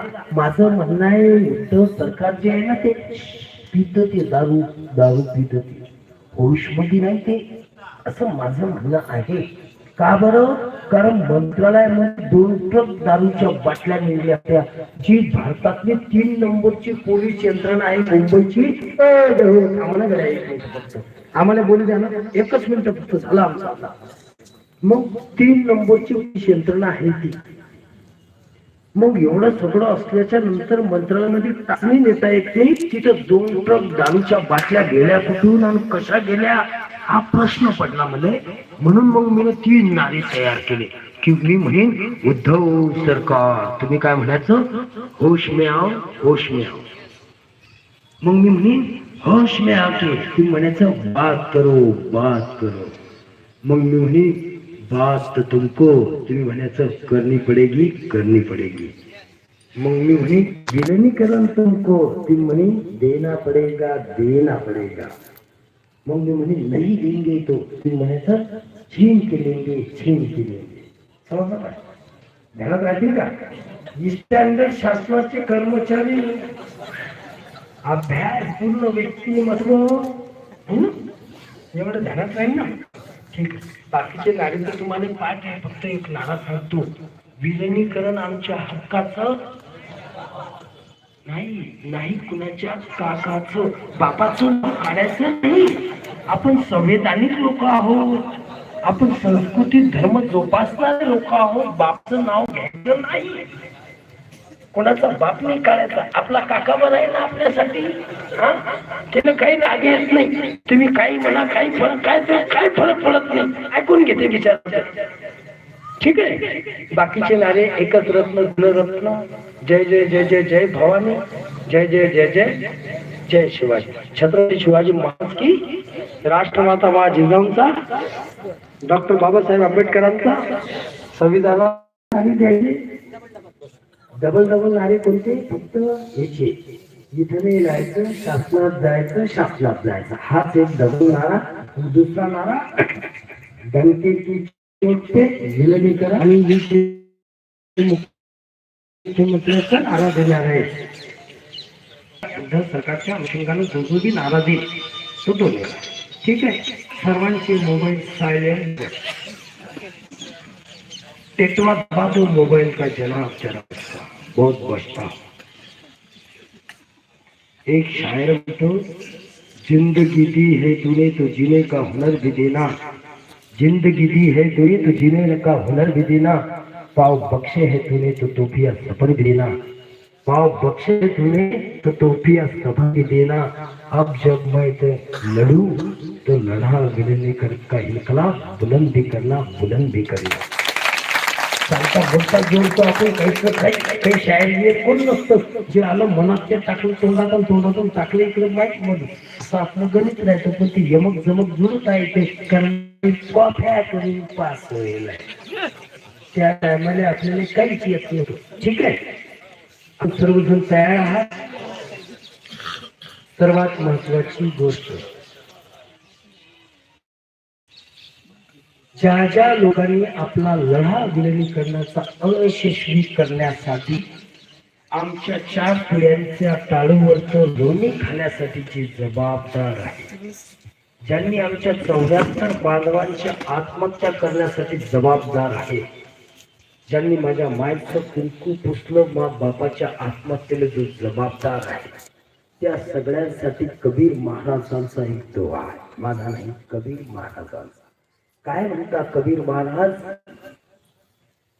गांडू भिड़बे रणचड़े मर्दों के है बेहाल, गांडू भिड़बे रणचड़े मर्दों के है बेहाल, पतिवर्ता भूकन मरे पेड़न खाए छिनाल. असा हा कबीर महाराजांचा दुआ आहे. ज्याने लागायचा त्याने लागला पाहिजे, ज्याने नाही लागायचा त्याने नाही लागणार नाही. मग हे समजून घ्या, तिथपर्यंत पोहोचवा. आणि मला एका गोष्टीची खंत आहे, शोकांतिका आहे. महाराष्ट्रातल्या लालपोरीच्या अस्तित्वासाठी हे आंदोलन नाही, हा दुखवटा सुरू आहे. तरी काही लोक इथे दुखवटा लिहिता, काही संप लिहिता, काही आणि आंदोलन हा शब्द कृपया एवढी त्यांना करायची. आणि त्याही पेक्षा महत्वाची गोष्ट, या महाराष्ट्रामध्ये खासगीकरण नाही झालं पाहिजे यासाठी हा लढा सुरू आहे. एसटी महामंडळ शासनात विलीन झालं तर महाराष्ट्रातल्या गरीब सर्वसामान्य नागरिक ज्याला प्रवासी भाडं परवडत नाही, 100 रुपयाचं तिकीट 30 रुपयात होणार आहे, यासाठी हा लढा आहे. हे महाराष्ट्रापर्यंत विरोध गेला पाहिजे, संदेश गेला पाहिजे, यासाठीचा माझा हा प्रयत्न आहे, प्रयास आहे. आपण सर्वजण सुज्ञ आहात. माझे तुटके मुटके शब्द तुम्ही स्वीकारले आणि माझ्या विचकेल तोंडाच्या माणसाने 1-1.5 घंटा सहन केलं. तुमच्या मनापासून आभार व्यक्त करतो, कृतज्ञता व्यक्त करतो. आणि यानंतर आपण सर्वजण आपल्या बांधवांना प्रथम आदरांजली श्रद्धांजली देऊन नंतर इन्कलाबचा नारा बुलंद करू, जेणेकरून ती अग्नी, ती ज्वाला 22 दिवसापर्यंत तेवत राहील. ठीक आहे? बैठे बैठे सावधान, मोबाईल सायलेंट. कोणी कृपया मधात बोलू नका. आमच्या भावनांचा प्रश्न आणि दुःखात आहोत, श्रद्धांजली समर्पित करीत आहोत. होत असेल तर सहकार्य करा, आणि नशील हो तर तुमच्या पायातली काढा, आमच्या तोंडात ना बापू, कारण आपण दुःखात आहोत. गळ लावायचं. ब्रह्मानंदम परमसुखदम केवलम ध्यानमूर्ति द्वंद्वातीतं गगनसदृशं तत्त्वमस्यादिलक्ष्मम् एकं नित्यं विमलमचलं सर्वधी साक्षिभूतं भावातीतं त्रिगुणरहितं सद्गुरुं तन्नमामि. विनायकं गुरुवन्दे भवबन्ध विमुक्ते ज्ञान प्रताप विलसत वचनामृत च अद्वैत भाव पटुता हित बुद्धि रहस्य ज्ञानेश्वरस्तु भगवान अवतीर्णयो. श्री रंगनाथ गुरुराज नमस्तु तभ्य. श्री गुरुदेव विष्णु सकलार्थमति प्रकाशो महाबोधो विवेकवंतु निरूपम श्री गुरु शब्द ब्रह्मादि तेज तत्वरूपी सर्व जीवांची शांती श्री गुरु नमो. सर्व जीवांची शांती श्री गुरु नमो. सर्व जीवांची शांती श्री गुरु नमो. ओम शांती शांती शांती शांती. पुंडलिक वरदेव हरी विठ्ठल श्री ज्ञानदेव तुकाराम माऊली ज्ञानेश्वर महाराज की जय. सद्गुरु रंगनाथ महाराज की जय. सद्गुरु गुणरत्न सदावर्ते महाराज की जय. सगळ्यांनी शांततेत असंच बसायचंय. इकडल्या 3 लाईनी उभी राहतील, इकडले 3 लाईन पटकन स्टँड अप. इकडून असं उभे राहा, आमच्याकडे तोंड करून त्या गाडीला चिटकून एका लाईनी. 3च लाईनी बाकी कोणी हलणार नाही. घोषणाच घ्यायचं त्याच्यासाठीच होत आहे. तिथं उभं राहायचंय आणि इकडे तोंड करून एका लाईनीत बिलकुल मागे सरकायचंय. त्या गाडीला चिटकून थोडीशी गाडी मागे सरकवा पटकन. चला बाकीचे तीन लाईनी आहे का त्याच्या बाजूला उभे राहा पटकन फास्ट एकदम ठीक. 3च लाईन जास्त बळबळ नाही फक्त आवाज नाही. आपल्यामुळे कोणालाही जिस्त होणार नाही याची दक्षता. बिलकुल मागे सरका रोडपर्यंत बिलकुल रोडपर्यंत सरका मागा. माझ्या गाडीपर्यंत चिटका मागा. असं इतका मोठा राऊंड घ्यायचा आहे. गाडीपर्यंत चिटकायचा आहे फास्ट मध्ये विदिन 1 मिनिटात फास्ट असं घ्या फुल राऊंड. चला उठा तुम्ही त्याच्या बाजूला जा. एवढीच नाही जा इकडं हे जे गेले त्याच्या बाजूला इकडं गाडीला चिटकून भिंतीला चिटकून फास्ट मध्ये एकदम फास्ट. उठायला मासे हो काय नवीन निमंत्रण देऊ तुम्हाला. इकडं या बाजूला बरोबर नाही. 1 मिनिटात कार्यक्रम संपला पाहिजे आपला. विदिन 1 मिनिट आपण 1 मिनिट फक्त. आवाज बंद. बलबली पिन ड्रॉप सायलेंट. चाचणी बी पडली तर आवाज यायला पाहिजे. या असं पूर्ण इकडे येऊ द्या आणखी जेवढं येईल तेवढं. थोडं 1 फूट समोर सरका तुम्ही फक्त 1 फूट बस. तुम्हीच ओके डन डन डन. तुम्ही 1 फूट मागे सरका. हा कोपरा 1 फूट. तुम्ही 1 फूट मागे ओके बस डन. तुम्ही थोडं इकडे या. इकडे गॅप पडला जरा जास्त. ओके डन बढिया ठीक. तुम्ही चिपका असं हे काळे या लाईनीला जॉईन व्हा. या इकडं थोडस तुम्ही नाही तुम्ही या. जे मागे उभे राहिले ते इकडून या आपलं चिटकून उभे राहा. मागचं काहीच दिसायला नको. ओके डन ठीक आहे. सर्वजण रेडी ठीक आहे. नारे कशी द्यायची समजलं ना. मुलासारखे चालणार नाही. तुम्हाला तुमच्या मायची बापाची शपथ आणि मायबाप लिहिले असतील तर तुम्हाला तुमच्या बायकोची शपथ. तर त्याचा मोबाईल गणेश. चला उभे रेडी सगळे ऑलरेडी. करून नारे द्यायचे. तोंडाचे झुडकी फुलकी काढून फेका खाली आता.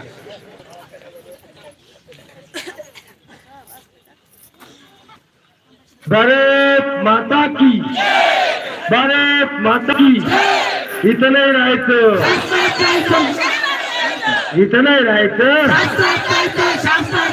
विलिनीकरण आमच्या हक्काचं. विलिनीकरण आमच्या हक्काचं काकाचं. विलिनीकरण आमच्या हक्काचं. जय जय जय जय जय महाराष्ट्र.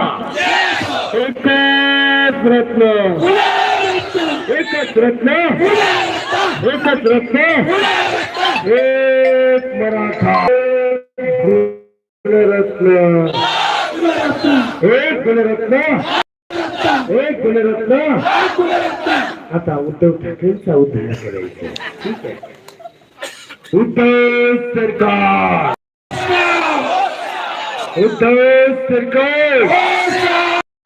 होश में आके होश में आके बात तो तुमको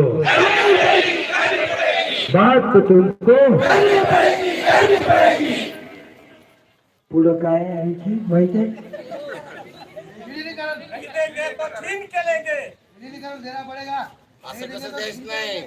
विलिनीकरण तो तुमको नहीं देंगे तो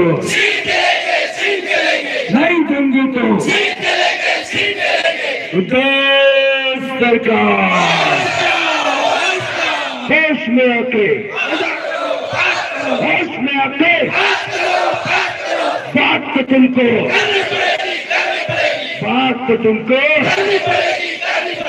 विलिनीकरण तो तुमको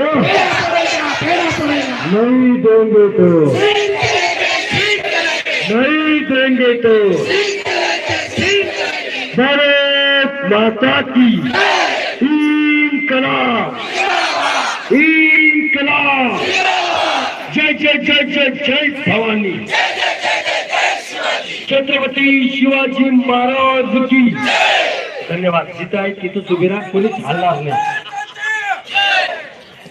डॉक्टर बाबासाहेब आंबेडकरांचा संविधानाचा नारे बंद कोणीच नारा देणार नाही. Okay done. जिथं आहे तिथंच उभे राहा. ठीक आहे. एक नवीन प्रयोग. मी तडी उभी राहीन तिकडला फोटो, मग मी अडी उभी राहीन इकडला फोटो, इकडे उभी राहीन इकडला एक फोटो, असे 4 फोटो काढायचे आणि कार्यक्रम संपला. मी ऍडव्होकेट सतीशचंद्र रोठे आपली रजा घेतो. जय हिंद, जय शिवराय. ठीक आहे. फोटो काढेपर्यंत कोणी हलणार नाही आणि नंतर मी गाडीत बसल्याने की कोणी फोटो काढले येणार नाही, कारण मला वेळ झाला, पुढे जायचं आहे. होय चालते गणेशाला. माईक नको म्हणते, माईक नको म्हणते.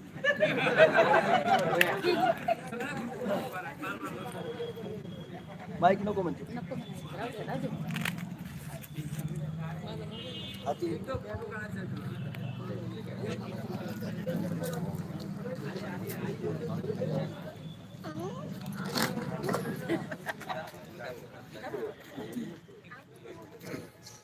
द्या मग.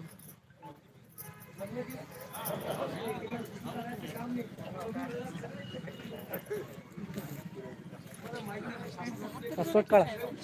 पासवर्ड ब्राईटनेस वाढवा. ब्राईटनेस पूर्ण वाढवा.